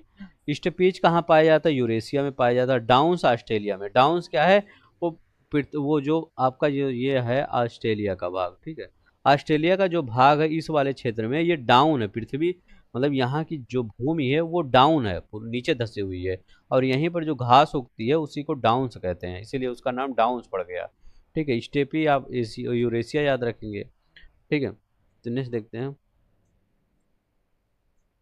शीतोष्ण शंकुध वन की अगर हम बात करते हैं, शीतोष्ण शंकुधारी वन, ठीक है, टेम्परेट कार्निफोरस फॉरेस्ट और या टैगा बोलते हैं जिसको। विश्व में सबसे अधिक क्षेत्र को आच्छादित करने वाले वन यही पाए जाते हैं। तो विश्व में सबसे अधिक क्षेत्र को आच्छादित करने वाले वन कौन है, ये क्वेश्चन आता भी है, तो ये शीतोष्ण शंकुधारी वन ही होते हैं। करें मुख्यतः मुख्य अक्षांशीय क्षेत्र में पाए जाते हैं, तो ये कहाँ पाए जाते हैं, मुख्य अक्षांशीय क्षेत्र मतलब 60 ओट के ऊपर पाए जाते हैं, 66 के ऊपर। 50 से 60 उत्तरी अक्षांशों में पाए जाते हैं, ये देखिए 50 से 60 उत्तरी भाग में टुंड्रा वन और दक्षिणी भाग में पर्णपाती वन। तो याद रखेंगे जैसे ये 50 और 60 के बीच हम करें, मान लीजिए ये अब हम करें यहाँ 50 है और इधर 60 है, तो ये करें इस उत्तरी भाग में क्या पाया जाते हैं, इस उत्तरी भाग में टुंड्रा पाया जाता है, और ये नीचे वाले भाग में क्या पाया जाता है, इसमें पर्णपाती वन पाया जाता है। तो पर्णपाती वन, ठीक है। अवस्थित कहाँ, कनाडा हुआ, यूरोप हुआ, एशिया हुआ, अमेरिका हुआ, यहाँ पर क्या है, यह उसके प्रमुख वृक्ष कौन है, स्प्रूस है, फिर है, चीड़ है। तो चीड़ उड़ ये सब वृक्ष होते हैं शंकुधारी वाले में। उष्णकटिबंधीय सदाबहार वन, ट्रॉपिकल एवरग्रीन फॉरेस्ट, विषुवत रेखा के आसपास जो पाए जाते हैं वो क्या कहलाते हैं। अक्षांशीय विस्तार 10 डिग्री उत्तर से 10 डिग्री दक्षिण के बीच में होता है। अब यहाँ पर देखते हैं, वर्ष भर भारी वर्षा होती है, 200 सेंटीमीटर से अधिक पानी की आवश्यकता होती है। प्रमुख वृक्ष महोगनी, रोजवुड और एगोनी। तो महोगनी, रोजवुड, एगोनी इसके प्रमुख वृक्ष हैं। अवस्थित कहाँ है, अमेजन बेसिन दक्षिण अमेरिका में, कांगो बेसिन अफ्रीका में, और इंडोनेशिया, मलेशिया यहाँ पर आपका अवस्थित होता है। तो अवस्थित कहाँ है, अमेजन बेसिन में, कांगो बेसिन में, और इंडोनेशिया, तो इंडोनेशिया में और मलेशिया में। तो याद रखिएगा, Amazon basin and Congo basin और इंडोनेशिया, मलेशिया में, ठीक है। तो ये याद रखिएगा। नेक्स्ट देखते हैं, संक्षिप्त याद रखने का, सबसे बड़ा क्षेत्र कौन होता है, शीतोष्ण शंकुधारी शंकु वृक्षीय वन होते हैं। तो सबसे बड़ा क्षेत्र कौन सा होता है, शीतोष्ण शंकु वृक्षीय टैगा, जो यही होता है, अभी हमने बताया है। सबसे अधिक जैव विविधता कहाँ होती है, तो उष्णकटिबंधीय सदाबहार वन में सबसे बड़ी जैव विविधता होती है। तो याद रखेंगे, सबसे बड़ी जैव विविधता उष्णकटिबंधीय में होती है। अब देखिए, खनिज संसाधन की हम बात करते हैं। अब हमारा खनिज संसाधन की देखते हैं। स्वर्ण की बात करें, हम सोने की बात करते हैं। ऑस्ट्रेलिया का अधिकांश सोना वेस्टर्न ऑस्ट्रेलिया से में पाया जाता है। जैसे ये ऑस्ट्रेलिया है, ये याद रखेंगे, ये ऑस्ट्रेलिया है, तो ये वेस्टर्न ऑस्ट्रेलिया, ये वाला एरिया है, ठीक है। तो ये वेस्टर्न ऑस्ट्रेलिया है, यहाँ पर सबसे अधिक सोना पाया जाता है। प्रमुख खादानें कौन सी है, तो प्रमुख खादानें काल गुर्दी है या कुलगार्डी है। कुलगार्डी, काल गुर्दी, ये यहाँ पर प्रमुख खाने हैं, ठीक है। तो ये याद रख लेंगे, काल गुर्दी, गुर्दी और कुलगार्डी प्रमुख ऑस्ट्रेलिया के खादानें हैं। जोहान्सबर्ग सोना और हीरा खनन के लिए प्रसिद्ध है। तो जोहान्सबर्ग क्या है, सोना और हीरा के लिए। पेट्रोलियम की बात करते हैं, तो पेट्रोलियम, ब्रेंट कच्चा तेल, ब्रेंट क्रूड ऑयल विश्व का सबसे प्रमुख वर्गीकरण है। Brent crude oil, Brent sweet light crude oil, Oseberg, ठीक है, इकोफिस 40 बीयू, इसमें सब शामिल होते हैं। स्रोत नॉर्थ सी में, ठीक है। सल्फर की मात्रा 0.37%। बाकू अजरबैजान विश्व प्रसिद्ध पेट्रोलियम क्षेत्र होता है ये। यूरेनियम की बात करें तो 2022 का अगर डाटा देखते हैं WNO की, तो फर्स्ट पे कजाकिस्तान है, सेकंड पे आपका कनाडा है, और थर्ड पे आपका नामीबिया है। तो याद रखेंगे, फर्स्ट पे कौन सा है, तो फर्स्ट पे आपका कजाकिस्तान है, और सेकंड पे कनाडा है, थर्ड पे आपका क्या है, नामीबिया है, ठीक है। विश्व भंडार 2023 में सर्वाधिक भंडार कहाँ पे है, तो सर्वाधिक भंडार आपका ऑस्ट्रेलिया में है। तो सर्वाधिक भंडार कहाँ पर, ऑस्ट्रेलिया में 28%। सबसे बड़ा एकल भंडार कहाँ है, ओलंपिक डैम खाम, ओलंपिक डैम माइन, ये याद रख लेंगे, सबसे बड़ा एकल भंडार से, ठीक है। तो विश्व भंडार 2023 में सबसे सर्वाधिक भंडार ऑस्ट्रेलिया में लगभग 28% है। सबसे बड़ा एकल भंडार ओलंपिक डैम खान, ठीक है। यहाँ पर ओलंपिक डैम खान जो है, यहाँ पर सबसे बड़ा भंडार है। और अगर उत्पादन में कजाकिस्तान उत्पादन करता है, कनाडा और नामीबिया, ठीक है। कनाडा पोर्ट रेडियम यूरेनियम के लिए प्रसिद्ध है। कनाडा का पोर्ट रेडियम क्या है, यूरेनियम के लिए ये प्रसिद्ध है। यहाँ पर देखते हैं, तांबा क्या होता है, बिंघम, प्रमुख तांबा उत्पादक। बिंघम कहाँ है, तो बिंघम आपका USA में है, प्रमुख तांबा उत्पादक क्षेत्र है। लवस्क, आयरन ओर की हम बात करते हैं, तो ये क्या है, मेसाबी रेंज, आयरन और मेसाबी रेंज, ये लौह अयस्क के सबसे बड़े भंडार हैं। तो USA Lake Superior region, Mesabi Range कहाँ है, तो लेक सुपीरियर रीजन के पास। ये क्वेश्चन एक बार बना था कि जो सुपीरियर लेक है वहाँ पर कौन सी इंडस्ट्री सबसे ज़्यादा है, तो कौन सी इंडस्ट्री सबसे ज़्यादा है, ये आपका लव आयरन और कई इंडस्ट्री जो है वहाँ सबसे ज़्यादा हैं, क्योंकि वहाँ सबसे ज़्यादा पाया जाता है। तो ये याद रखेंगे। नेक्स्ट देखते हैं हमारा क्या है, यहाँ करें नाइट्रेट की बात करते हैं। तो प्राकृतिक रूप से व्यापक भंडार चिली और पेरू में मिलता है। तो चिली और पेरू में नाइट्रेट मात्रा बहुत ज़्यादा मिलती है। नेक्स्ट देखते हैं, यहाँ पर दुर्लभ मृदा, रेयर अर्थ एलिमेंट, कुल 17 रासायनिक तत्व हैं, ठीक है। कितने रासायनिक तत्व हैं, 17। उपयोग उच्च प्रौद्योगिकी उत्पादन, मोबाइल, बैटरी और मिसाइल सिस्टम में, ठीक है। भारत के पास लगभग 31 लाख टन का भंडार है, ये याद रख लेंगे। ये इसका दुर्लभ रेयर अर्थ एलिमेंट का मोनोजाइट, मोनोजाइट के स्रोत कौन से हैं? तो ये मोनोजाइट के अगर हम स्रोत देखते हैं तो आंध्र प्रदेश, झारखंड, गुजरात और ये महाराष्ट्र हुआ, केरल हुआ, उड़ीसा हुआ, तमिलनाडु हुआ, पश्चिम बंगाल। ये देख रहे हैं लगभग क्या है जो यहाँ पर कोस्टल रीजन के क्षेत्र हैं वहीं है, अगर झारखंड को छोड़ दिया जाए, ठीक है, कोस्टल एरिया के। तो याद रखें मोनोजाइट के स्रोत ये याद रख लेंगे यहाँ पर, ठीक है। याद रखने की ट्रिक हम देखते हैं कि सोना ऑस्ट्रेलिया प्लस जोहान्सबर्ग में, ऑस्ट्रेलिया और जोहान्सबर्ग में ये डब्लू, मतलब ये डब्लू ये, ठीक है, ऑस्ट्रेलिया के वेस्ट पार्ट में, ठीक है, और जोहान्सबर्ग में सोना। पेट्रोलियम नॉर्थ से ब्रेंट और बाकू में। यूरेनियम का उत्पादन कजाकिस्तान, भंडारण ऑस्ट्रेलिया में, भंडार कहाँ? ऑस्ट्रेलिया के ओलंपिक डैम में। तांबा यूएसए में, याद रखेंगे तांबा कहाँ याद रखेंगे? तांबा यूएसए में याद रखेंगे। लौह अयस्क, तो लौह अयस्क याद रखेंगे मेसाबी रेंज, तो लौह अयस्क कहाँ रखेंगे? मेसाबी रेंज, ये सुपेरियर झील का क्षेत्र है, बिंगम उससे। नाइट्रेट चिली और पेरू याद रखेंगे। दुर्लभ मृदा दत्त भारत के मोनोजाइट समुद्र तट वाले राज्य होते हैं। विश्व का राजनीतिक भूगोल, वर्ल्ड पॉलिटिकल ज्योग्राफी, ठीक है, तो विश्व का राजनीतिक भूगोल देते हैं। कह रहे हैं प्रमुख अंतर्राष्ट्रीय सीमाएं कौन से होती हैं? यहाँ रेड क्लिफ लाइन, तो भारत और पाकिस्तान की सीमा होती है यह रेड क्लिफ लाइन। 38वीं समांतर रेखा, उत्तर कोरिया और दक्षिण कोरिया की सीमा है। 49 समांतर लाइन क्या कहते हैं? अमेरिका और कनाडा की सीमा 49 समांतर लाइन होता है। मैकमोहन लाइन कहते हैं भारत और चीन की सीमा को मैकमोहन लाइन कहते हैं। आर्डर लीस लाइन पोलैंड और जर्मनी की सीमा को आर्डर लीस लाइन कहते हैं। डूरंड लाइन अफगानिस्तान और पाकिस्तान की सीमा को डूरंड लाइन, तो अफगानिस्तान और पाकिस्तान की सीमा को डूरंड लाइन। भारत से भी ऐतिहासिक संबंध है। मैग्नी नॉट रेखा, फ्रांस ने प्रथम विश्व युद्ध के दौरान फ्रांस को जर्मनी और इटली से अलग करती है। तो मैग्नी नॉट रेखा क्या है? फ्रांस ने प्रथम विश्व युद्ध के दौरान फ्रांस को जर्मनी और इटली से क्या करती है? ये अलग करती है। नेक्स्ट देखते हैं अल्पाइन लाइन, फ्रांस और इटली की सीमा, तो फ्रांस और इटली की सीमा अल्पाइन लाइन। भारत का भौगोलिक स्थान कहते हैं, भारत क्षेत्रफल की दृष्टि से विश्व का 7वां सबसे बड़ा देश है। तो भारत क्षेत्रफल की दृष्टि से कौन सा है? 7वां सबसे बड़ा देश है। भारत से बड़े कौन से देश हैं? रूस है, कनाडा है, अमेरिका है, चाइना है, ब्राजील और ऑस्ट्रेलिया। अब ये मत सोचिएगा कि चाइना पहले आता है अमेरिका बाद में। चाइना, अमेरिका का जब अलास्का वाला पार्ट ले लिया जाता है तो वो चाइना से बड़ा हो जाता है। अगर वैसे जब नहीं लिया जाता अलास्का वाला पार्ट तब वो चाइना बड़ा होता है, ठीक है। तो ये भी देख लीजिएगा कौन कौन है, दोनों में किसी किताब में वो लिखा गया है, किसी किताब में वो लिखा गया है। अब देखिए दक्षिण एशिया, साउथ एशिया की बात, शामिल देश भारत, पाकिस्तान। साउथ एशिया में कौन कौन से देश आते हैं जिससे आपका हमेशा नाम होता है ना, नाम लिया जाता है कि साउथ एशिया की कंट्री कौन कौन सी हैं? तो भारत है, पाकिस्तान है, बांग्लादेश है, भूटान है, नेपाल है, श्रीलंका है, मालदीव है, अफगानिस्तान है। ये साउथ एशियन कंट्री है। सबसे छोटा देश मालदीव, ये सबसे छोटा देश है, ये साउथ एशिया का सबसे छोटा देश मालदीव है, ये याद रखेंगे। और यहाँ पर सबसे बड़ा देश किसको कौन दिख रहा है? भारत दिख रहा है, ठीक है। यहाँ पर करें पश्चिम एशिया की अगर हम बात करते हैं तो पश्चिम Asia, west Asia, middle east. Israel भूमध्य सागरीय तटीय देश है। इजराइल क्या है? भूमध्य सागरीय तटीय देश है। इजराइल की सीमा पश्चिम में भूमध्य सागर, ये मान लीजिए आपका एक पट्टी की तरह ना, ये ऐसे इजराइल ऐसे है, ठीक है, ऐसे इजराइल है। तो इजराइल कह रहे हैं भूमध्य सागर, ये वाला एरिया कहाँ है? ये वाला भूमध्य सागर से लग रहा है।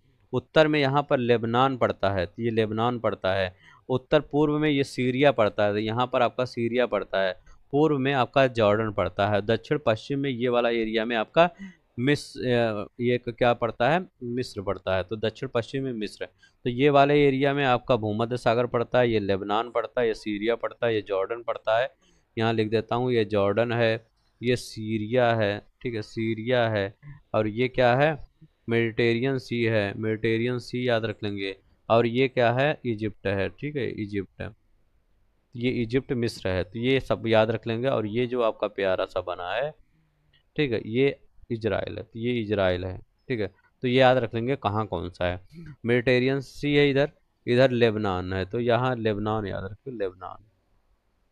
बस इतना तो आपको याद ही होगा। चीन की स्थलीय सीमा क्या है? चीन जिन देशों से सटा है उसमें मंगोलिया आता है, रूस आता है, कजाकिस्तान आता है, किर्गिस्तान आता है, तजाकिस्तान आता है, अफगानिस्तान आता है, ठीक है। चीन जिन देशों से सटा मतलब चीन के पड़ोसी देश कौन से हैं? मंगोलिया, रूस, कजाकिस्तान, किर्गिस्तान। आपको दो ही ये तो याद करना होगा। मंगोलिया, रूस आपको नहीं याद करना होगा, क्योंकि कितना भी टफ पेपर आएगा आप वहां पर मंगोलिया, रूस तो बता ही देंगे। ठीक है, कजाकिस्तान, किर्गिस्तान, तजाकिस्तान, तीनों याद कर लीजिएगा। Kazakhstan, Kyrgyzstan, Tajikistan, Afghanistan. ये तान वाले तो जरूर याद कर लीजिए, क्योंकि ये तान वाले से कंफ्यूज करेगा कि क्या कजाकिस्तान मिलता है चीन से, मिलता है। किर्गिस्तान मिलता है, मिलता है। ताजिकिस्तान मिलता है, तो हाँ ताजिकिस्तान मिलता है। ताजिकिस्तान की राजधानी क्या है, दुशांबे। अफगानिस्तान मिलता है, तो हाँ अफगानिस्तान मिलता है, तो याद रखेंगे। ठीक है, अब भारत तो शेयर करता है, नेपाल तो शेयर करता है, याद करने की जरूरत नहीं। भूटान शेयर करता है, म्यांमार जानते ही हैं। लाओस याद करेंगे, ये याद करेंगे। कितना याद करना है, तो एक ये याद करना है, दूसरा ये, तीसरा ये, चौथा ये। कजाकिस्तान, किर्गिस्तान, तजाकिस्तान और अफगानिस्तान, और यहाँ लाओस। लाओस, वियतनाम और उत्तर उत्तर कोरिया तो जानते ही होंगे। ठीक है, तो ये 3, 4, 5 और 6, इन्हीं 6 को याद कर लीजिए, और मत याद करिए, क्योंकि और सब तो याद ही हो। मैं पूछूंगा उत्तर कोरिया बाउंड्री शेयर करता है, आप कहेंगे हाँ सर बगल में तो है, शेयर करता है। भूटान कहेंगे हाँ। मैं कहूँगा मंगोलिया, तो आप कहेंगे ऊपर तो गोबी मरुस्थल तो इसी के साथ है। मैं कहूँगा कि रूस, इनका अच्छा सा दोस्त है चाइना का, तो शेयर करता है। तो बस जो ना याद रहे उसको याद करिए, जो याद रहे उसको फालतू समय मत दीजिए उसमें। ठीक है, अफ्रीका देखते हैं। अफ्रीका में क्या है, हॉर्न ऑफ अफ्रीका की बात करते हैं।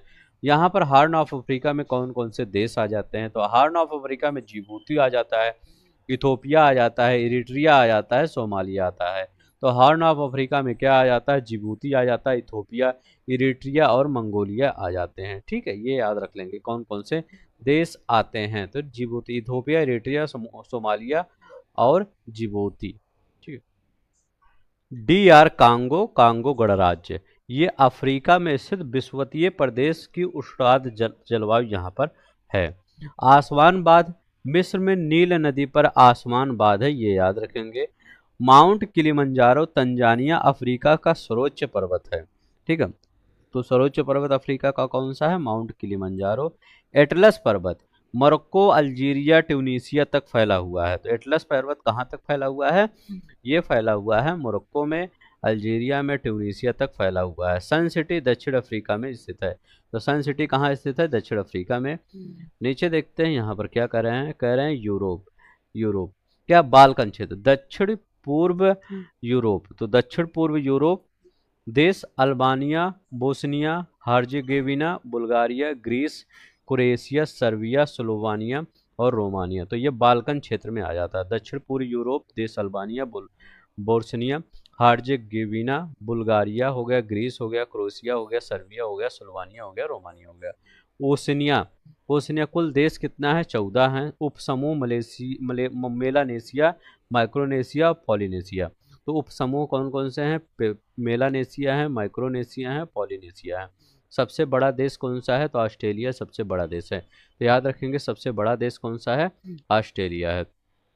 यहाँ पर देखते हैं जापान। कांटो मैदान, सर्वाधिक नगरीकृत और औद्योगिक क्षेत्र कौन सा है, कांटो का मैदान है। ओसाका पूर्व का मैनचेस्टर कहलाता है, ओसाका जापान का, ओसाका क्या है, ही पूर्व का मैनचेस्टर। कांटो मैदान सर्वाधिक नगरीकृत औद्योगिक क्षेत्र है। नेक्स्ट देखते हैं हमारा यहाँ क्या कर रहे हैं, अमेरिका। अमेरिका कर रहे हैं केंटुकी, ब्लू ग्रास स्टेट। तो याद रखिएगा अमेरिका का केंटुकी क्या है, ब्लू ग्रास स्टेट। दक्षिण अमेरिका करें, विश्व के लगभग 9000 पक्षी प्रजातियां का 40% यहीं पाया जाता है दक्षिण अमेरिका में। ठीक है, मतलब जो 100% अगर दक्षिण अमेरिका मतलब पूरे भारत पूरे वर्ल्ड में पक्षियां होंगी, तो 40 पक्षी वहीं पे पाए जाते हैं। ठीक है, इसे कहा जाता है पक्षियों का महाद्वीप। तो आपसे कोई पूछे कि पक्षियों का महाद्वीप कौन सा है, तो पक्षियों का महाद्वीप यही है। ठीक है, पक्षियों का महाद्वीप। नहीं, देखते हैं हमारा क्या कह रहा है। हमारा कह रहा है विश्व के भू भौतिक और भू राजनीतिक तथ्य क्या की बात करते हैं, घाटियां और मैदान की बात करते हैं। मृत घाटी अत्यधिक गर्मी के लिए प्रसिद्ध है, यूएसए में है। तो मृत घाटी किस लिए प्रसिद्ध है, अत्यधिक गर्मी के लिए, और यूएसए में है। पंचशीर घाटी अफगानिस्तान में है, ये याद रखिएगा। जब अमेरिका अफगानिस्तान से बाहर जा रहा था तो पंचशीर घाटी काफी सुर्खियों में था, देखे होंगे आप। पंपाज दक्षिण अमेरिका का चौड़ा वृक्ष रहित घास का मैदान है ये। प्रमुख शहर और उपनाम, जोहान्सबर्ग स्वर्ण खनन हेतु प्रसिद्ध है, दक्षिण अफ्रीका। तो जोहान्सबर्ग का लहासा क्या है, सबसे ऊंचे स्थल पर बसा नगर है लहासा। ब्यूनस आयर्स अर्जेंटीना, दक्षिण का पेरिस। याद है ये ब्यूनस आयर्स क्या है, अर्जेंटीना, दक्षिण का पेरिस कहलाता है ब्यूनस आयर्स, अर्जेंटीना की राजधानी है ब्यूनस आयर्स। इस्तांबुल तुर्की है, पश्चिम का द्वार कहलाता है ये। शिकागो यूएस से ध्रुव नगर के नाम से जाना जाता है, तो ध्रुव नगर, धुआं हुआ के नगर के नाम से जाना जाता है। काफी इंडस्ट्री है यहाँ पे। यहाँ पर देख रहे हैं, यहाँ पर करें द्वीप और जल क्षेत्र, आइलैंड और वाटर बॉडीज। माल्टा भूमध्य सागर में स्थित है माल्टा। माजुली द्वीप, ब्रह्मपुत्र विश्व का सबसे बड़ा नदी द्वीप है। बहरीन मोतियों का द्वीप है, फारस की खाड़ी का मोती बहरीन। तो फारस की खाड़ी का मोती किसको कहा जाता है, बहरीन को कहा जाता है, तो ये याद रखेगा। प्रमुख नदियां और जल स्रोत, रिवर और लेक्स। यहाँ पर देखते हैं, कह रहे हैं लिम्पोपो नदी। लिम्पोपो नदी मकर रेखा को 2 बार काटती है, तो याद रखेंगे कर्क रेखा को कौन सी, कांगो रिवर। ठीक है, कांगो रिवर कर्क रेखा को, ठीक है, कांगो कर्क याद रखेंगे। लिम्पोपो अगर हम कहें लिम्पोपो, तो लिम्पोपो किसको याद रखेंगे, तो लिम्पोपो मकर को याद रखेंगे। ठीक है, और एक और है अपने यहाँ का, माही नदी। माही नदी किसको काटता है, ये लिम्पोपो, ये कांगो, सॉरी यहाँ कांगो, कांगो आपका किसको काटता है, विषुवत रेखा को। इक्वेटर को 2 बार काटता है। लिम्पोपो मकर रेखा को काटता है, माही नदी कर्क रेखा को। ठीक है, तो कांगो इक्वेटर को याद रखेंगे, लिम्पोपो मकर रेखा को, और माही कर्क रेखा को 2 बार काटता है। अब देखिए, रियो ग्रांडे नदी मेक्सिको और अमेरिका की सीमा बनाती है। राइन नदी भ्रंश घाटी में बहती है, तो भ्रंश घाटी से बहती है राइन नदी। राइन नदी कहाँ बहती है, भ्रंश घाटी से बहती हुए। कांगो घाटी आयनवर्ती वर्षा वन पाए जाते हैं, तो कांगो घाटी में आयनवर्ती वर्षा वन पाए जाते हैं। विक्टोरिया टंगानिका बैकाल महत्वपूर्ण और गहरी झीलें हैं। ठीक है, तो ये याद रखिएगा, विक्टोरिया टंगानिका बैकाल। बैकाल झील पर्ल ऑफ साइबेरिया कहा जाता है बैकाल को, तो बैकाल को क्या कहा जाता है, पर्ल ऑफ साइबेरिया। टंगानिका झील विश्व की दूसरी सबसे लंबी और गहरी झील है। मिशिगन झील पूरी तरह से यूएसए में स्थित है। मिशिगन झील वन और पारिस्थितिकी, फॉरेस्ट और इकोलॉजी। घने वन अधिकतर विषुवत रेखा के समीप स्थित है, तो घने वन क्या है, अधिकतर कहाँ है, तो मान लीजिए विषुवत रेखा, मतलब ये आपका पृथ्वी है, तो ये विषुवत रेखा है, तो अगर घने वृक्ष देखेंगे तो अधिकतर इसी साइड में स्थित है। ठीक है, चाहे आपका ब्राजील वाला एरिया देखते हैं, या आप कांगो वाला एरिया देखते हैं, या भारत के इंडोनेशिया ओशिया देखते हैं, तो ये सब क्या है, ये यहाँ पर विषुवत रेखा के पास है। ऑस्ट्रेलिया का मेगा डाइवर्स देश, मेगा डाइवर्स कंट्री कौन सा बोला जाता है, ऑस्ट्रेलिया बोला जाता है। कह रहे हैं कि महाद्वीप और क्षेत्र, कॉन्टिनेंट और रीजन। अफ्रीका देशों की संख्या अधिकतम है, तो अफ्रीका में देशों की संख्या। पृथ्वी के सतही क्षेत्रफल लगभग 29%, स्थल भाग 71% जल है। अन्य महत्वपूर्ण तथ्य देख लेते हैं। करें कोरिया प्रातःकालीन शांत स्थल बोला जाता है। ब्रिटिश कोलंबिया पर्वतों का सागर बोला जाता है। सबसे लंबी तटरेखा कौन सी है, कनाडा है। दस्त लुट ईरान में स्थित है, तो दस्त लुट कहाँ पर स्थित है, ईरान में स्थित है। करें विश्व के भूगोल और मानचित्र तत्व, महाद्वीप और देश। अफ्रीका के में देशों की संख्या अधिकतम है। ठीक है, अफ्रीका में अधिकतम देशों की संख्या है। ऑस्ट्रेलिया मेगा डाइवर्स देश, ये तो भी पढ़े ही हैं। पृथ्वी पर लगभग 29% और 71% जल है।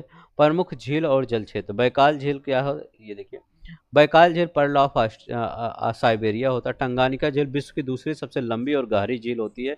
मिशिगन पूरी तरह से यूएसए में स्थित है। दस्त लुट ईरान में स्थित है। दस्त लुट कहाँ पर स्थित है, ईरान में है, स्थल है। ब्रिटिश कोलंबिया, ये दस्त लुट जल क्षेत्र प्रमुख झील है। ठीक है, प्रमुख झील ये कहाँ पर है, दस्त लुट, ये ईरान में है। ब्रिटिश कोलंबिया पर्वतों का सागर है कहलाता है। सबसे लंबी तटीय रेखा, तट रखिए, तटीय रेखा कौन सी है, कनाडा की। तो कनाडा की तट रेखा क्या है, सबसे लंबी तट रेखा है कनाडा की, याद रख लेंगे, ये क्वेश्चन पूछा गया है, सभी क्वेश्चन पूछे गए हैं। कहें रेलवे और सुरंग और बंदरगाह, कैनेडियन पैसिफिक रेलवे मॉन्ट्रियल को वैंकूवर से जोड़ता है। मॉन्ट्रियल को वैंकूवर से जोड़ता है कौन ना, Canadian Pacific railway. Delaware aqueduct America की सबसे लंबी शैल सुरंग है। सेकाइन सुरंग जापान में है, 53.85 किलोमीटर, विश्व की सबसे लंबी गहरी रेल सुरंग है। अलेक्जेंड्रिया मिस्र में नील नदी डेल्टा पर है, सूती वस्त्र निर्यातक है। ठीक है, अलेक्जेंड्रिया मिस्र। पोर्ट लेनोथ दक्षिण अफ्रीका में हीरा उत्पादक क्षेत्र होता है। ठीक है, पोर्ट नेलोथ। सेंट्रोस ब्राजील में काफी पत्तन के लिए प्रसिद्ध है। सेंटोस, सेंट्रोस कहाँ है, काफी पत्तन के लिए बंदरगाह है। और ये देखिए काफी के लिए बंदरगाह है। सुएज नहर क्या है? संसार का सबसे बड़ा पोतवाहक नहर है। सुएज नहर संसार का सबसे बड़ा पोतवाहक नहर है। संघाई पोर्ट क्या है? कंटेनर क्षमता के अनुसार विश्व का सबसे बड़ा पोताश्रय है। मत्स्य उत्पादन के बारे में हम देखते हैं तो मत्स्य उत्पादन मुख्य क्षेत्र भूमध्य रेखा से 40 से 60 अक्षांशों के बीच मत्स्य क्षेत्र जहां होता है वहां होता है जहां पर गर्म और ठंडी धाराएं एक साथ मिलती है। जैसे ओयो कुरोसियो, यहाँ पर फॉकलैंड धारा वहां पर, ठीक है। तो यहाँ पर क्या है? सबसे ज्यादा मत्स्य उत्पादन होता है। आवश्यक परिस्थितियां छिछला समुद्र होता है, प्लैंकटन की प्रचुरता होती है और गर्म और ठंडी जलधाराओं का संगम होना चाहिए। ये आवश्यक परिस्थितियां होती हैं इस ज़्यादा, इसीलिए वहाँ पर क्या होती है? मत्स्य उत्पादन होता है। देशांतर और समय। प्रधान देशांतर ग्रीनविच जो 0 डिग्री सेल्सियस होता है, तो वो प्रधान देशांतर यूनाइटेड किंगडम से होकर गुजरता है। अब देखिए ये दोनों में अंतर देखिएगा, नहीं तो दोनों में अंतर कंफ्यूज हो जाते हैं। जब 180 देशांतर कहे तो वो अंतर्राष्ट्रीय तिथि रेखा होता है, तो 108 कहे तो इंटरनेशनल डेट लाइन होता है, ठीक है। अंतर्राष्ट्रीय तिथि रेखा होता है ये 180 देशांतर। अब प्रधान देशांतर कहे तो वो 0 डिग्री होता है, तो याद रखेंगे प्रधान 0 और अंतर्राष्ट्रीय 180, तो प्रधान 0। आपके यहाँ प्रधान होंगे वो क्या कर रहे होंगे? 0 काम कर रहे होंगे, ये याद रखेंगे। समय अंतर, पूर्वी गोलार्ध आगे है, पश्चिमी गोलार्ध पीछे है, तो याद रखिएगा समय। पूर्वी गोलार्ध क्या होगा? ये आगे है। पूर्वी गोलार्ध मतलब क्या है? ये हमारी पृथ्वी है। एक ये है, ये आपका क्या है? ये पूर्वी गोलार्ध है, ये, ठीक है, पूर्वी गोलार्ध। और ये क्या है? पश्चिमी गोलार्ध। जब हमारे यहाँ 5 घंटा हमेशा आगे ही रहते हैं, अगर हम भारत की बात करते हैं ग्रीनविच से, तो ये आगे चलता है ये, और ये क्या है? ये पीछे चलता है। समानता 10 डिग्री देशांतर और 4 मिनट का अंतर होता है।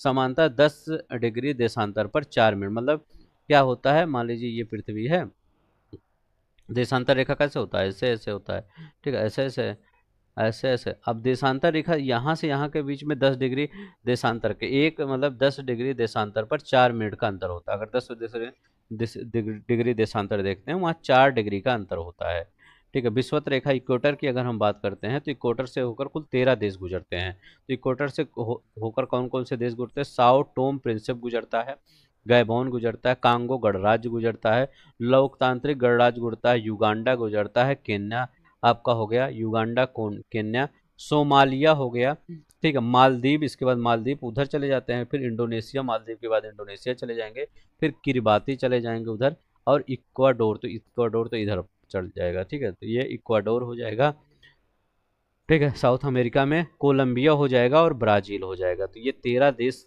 याद रख लेंगे कौन कौन से ये विषुवत रेखा को टच करते हैं। एक बार और देखते हैं। साओ टोम प्रिंसिप हो जाता है, याद रखेंगे साओ टोम प्रिंसिप। गैबन हो जाता है, कांगो गणराज्य होता है, कांगो लोकतांत्रिक गणराज्य होता है, युगांडा होता है, केन्या होता है, सोमालिया, मालदीव होता है, ठीक है, मालदीव। अब यहाँ पर क्या है? इंडोनेशिया हो जाता है, किरबाती हो जाता है, इक्वाडोर हो जाता है, कोलंबिया होता है, ब्राजील होता है। यहाँ पर देखते हैं, कह रहे हैं क्या? कराना मिसलिनियस देखते हैं। गिनी की खाड़ी अटलांटिक महासागर में स्थित है, तो ये गिनी की खाड़ी कहाँ? अटलांटिक महासागर में स्थित है। प्रधान मध्याह्न रेखा ग्रीन विश्व रेखा से होकर जाती है, कई अफ्रीकी और यूरोपीय देशों से होकर गुजरती है। भूमध्य रेखा, देशांतर और अक्षांशीय रेखाएं, इक्वेटर और ट्रॉपिक ऑफ लैटिट्यूड। विषुवत रेखा और भूमध्य रेखा की बात अगर हम करते हैं, एक बार देखते हैं क्या इसमें दिया गया है। करें वार्षिक तापांतर सबसे कम सूर्य की किरणें वर्ष भर लंबवत पड़ती हैं। तो जो विषुवत रेखा पर वार्षिक तापांतर, तापांतर क्या होता है?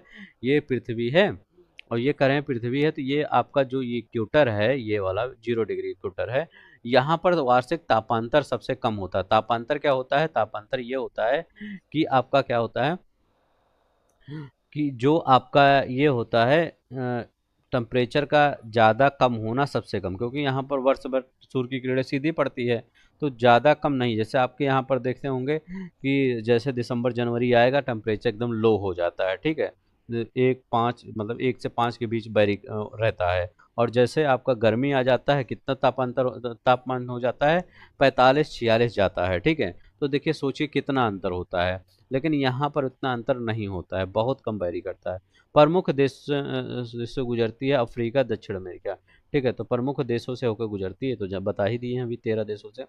कर्क रेखा, ट्रॉपिक ऑफ कैंसर की हम बात करते हैं, मुख्य देशों से होकर गुजरती है, जैसे हवाई द्वीप, संयुक्त राज्य अमेरिका से होकर गुजरती है, मैक्सिको से होकर गुजरती है, बाहामास वेस्टर्न सहारा से होकर गुजरती है, माली से गुजरती है, मरितोनिया से गुजरती है, नाइजर से गुजरती है, अल्जीरिया से, चाड से, लीबिया से, सऊदी अरब से, मिस्र से, यूएई से, Bharat, Bangladesh, Myanmar, China, Oman, Taiwan. ठीक है, तो इतने देशों से होकर गुजरती है कर्क रेखा। मकर रेखा की बात करते हैं यहाँ पर। मकर रेखा में अगर बात करते हैं मुख्य देशों से होकर गुजरती है, Brazil, Australia, Paraguay, Madagascar, Argentina. ठीक है, यहाँ से मकर रेखा होकर गुजरती है, ब्राजील से, ऑस्ट्रेलिया से, पराग्वे से, मेडागास्कर से, अर्जेंटीना से होकर गुजरती है, मोजाम्बिक से होकर गुजरती है, और चिली से होकर गुजरती है, दक्षिण अफ्रीका से होकर गुजरती है, फ्रेंच पोलिनेशिया से होकर गुजरती है, टोंगा से, बोत्सवाना से, नामीबिया से। तो यहाँ यहाँ से ट्रॉपिक ऑफ कैप्रिकॉर्न होकर गुजरती है। तो याद रख लेंगे, यहाँ यहाँ से ट्रॉपिक ऑफ कैप्रिकॉर्न गुजरती है। अब दिन, चित्र और ऋतु अनुसार घटनाएं, देखिए कितने अच्छे से आपको लिखा गया है, ऐसे आपको किसी भी नोट्स में नहीं मिलेगा, कोई भी आप नोट्स ढूंढ डालिए। इक्विनॉक्स, इक्विनॉक्स क्या है? 20 से 21 मार्च, कहीं कहीं 20 दिया रहता, कहीं मतलब ये ऐसे मिलाने का आ जाता है। इक्विनॉक्स यहाँ दिया रहता है, ऑटनम दिया रहता है, या विंटर सोलेस्टिक दिया रहता है, समर सोलेस्टिक, इसके बाद यहाँ डेट दिया रहता है। तो ऐसे ऐसे आपको मिलाना पड़ता है, ऐसे क्वेश्चन बनता है, कई बार बना है। तो इक्विनॉक्स क्या होता है? 20-21 मार्च को तो इक्विनॉक्स होता है। बसंत भी, जब बसंत होता है क्या होता है? मार्च में तो बसंत ऋतु ऋतु होता है। तो याद रख लेंगे कब होता है? बसंत ऋतु मार्च में। शरद ऋतु आपका दिसंबर में अपने यहाँ होता है। तो अपने अकॉर्डिंग चलिए, ऑस्ट्रेलिया के अकॉर्डिंग नहीं, अपने अकॉर्डिंग को चलिए। दिन दिन इन दिनों रात और दिन बराबर होते हैं, तो याद रखिएगा शरद ऋतु में ये होता है। अब देखिए शीत अयांत में क्या होता है? विंटर सोलेस्टिक। तो याद रखेंगे शायद 21 से 22, ये सितंबर में, सॉरी यहाँ सितंबर में। तो दिन और रात, जैसे हमारे यहाँ क्या होता है 20-21 मार्च होता है, वैसे यहाँ पर देखिए, ये वाला मैं फिगर बनाता हूँ तब आपको ज़्यादा समझ में आएगा। ये अब एक बार क्या कहते हैं कि इक्विनॉक्स, हमारे यहाँ क्या बोला जाता है? इक्विनॉक्स। तो 20 तो और 21 मार्च को क्या होता है? वो हमारे यहाँ दिन बराबर होता है। ठीक है, तो हमारे यहाँ क्या होता है? दिन रात बराबर होता है। ऐसे यहाँ पर क्या होता है? ये ऑटोनम इक्विनॉक्स यहाँ क्या होता है? 22 से 23 सितंबर होता है। तो ये होता है 22 से 23 सितंबर, यहाँ पर दिन रात बराबर होता है। ठीक है, तो ये तो हो गया। अब देखिए ये विंटर आ जाता है। अभी तो शरद दोनों जगह, बसंत और शरद विषुव, ये हो गया। एक शीत होता है, तो 21 से 22 उत्तरी गोलार्ध में सबसे छोटा दिन। अभी दिसंबर में आएगा तो आपको सबसे छोटा कब दिन होगा, कब रात हो जाएगा, पता ही नहीं चलेगा। तो दिसंबर 21-22 दिसंबर, वो तो विंटर सोलिस्टिक बोला जाता है। अब शरद और शीत में दोनों एक ही लग रहा है, लेकिन अंतर समझिएगा, ये ऑटमन होता है, ये विंटर होता है। ठीक है, शरद विषुव अलग होता है। शरद विषुव वहां पर दक्षिणी गोलार्ध में हमारे इक्विनॉक्स बसंत विषुव की तरह होता है, याद रखेंगे। ग्रीस में तो समर सोलेस्टिक उत्तरी गोलार्ध में सबसे लंबा दिन होता है। तो याद रखिएगा उत्तरी गोलार्ध में क्या होता है? यहाँ पर सबसे लंबा दिन होता है। दक्षिण गोलार्ध में इसका उल्टा होता है, दक्षिण गोलार्ध में सबसे छोटा दिन होता है 20-21 जून को। जो 21 जून को आप क्या मनाते हैं? आप योगा डे मनाते हैं। सबसे बड़ा दिन होता है कि मनाते रहिए योगा। ठीक है, योगा करते रहिए। ठीक है, तो ये याद रख लेंगे। ये पूछ लेता है कि समर सोलिस्टिक कब होता है, विंटर सोलिस्टिक, इक्विनॉक्स, ऑटमल मन किमल कितना कब होता है, ये सब आपको याद करना होगा। ठीक है, तो आई थिंक याद ही हो गया होगा। एक बार फिर से याद रखिएगा। बसंत अगर पूछे तो बसंत वही वाला अपना याद रखिएगा। शरद विषु खाली याद रखना है आपका 22-23 सितंबर, सिर्फ आपको यही याद ही करना है और कुछ याद ही नहीं करना है। शरद विषु। शीत तो जानते हैं दिसंबर में होता है, 21-22 दिसंबर। ग्रीष्म में जानते हैं समर सोलेस्टिक 21-22 जून, बस सब 21-22-23 इसी के आसपास है। अब यहाँ पर देखते हैं यहाँ क्या कर रहा है। यहाँ कर रहा है भूगर्भ और प्राचीन भूगोल, जियोलॉजी और एंशिएंट अर्थ। डायनासोर जुरासिक पीरियड भारत में, अवशेष भारत में, गुजरात, रोहेली, मध्य प्रदेश, 12 शिमला पहाड़ियों में मिलता है। कार्बोफेरस सभी स्थल एकीकृत हुए थे, कार्बोफेरस में सभी स्थल एकीकृत। पेंजिया विशाल प्राचीन महाद्वीप था। उत्तरी भाग लॉरेशिया था, जिसमें नॉर्थ अमेरिका, ग्रीनलैंड, यूरोप और एशिया था। तो नॉर्थ लॉरेशिया में कौन था?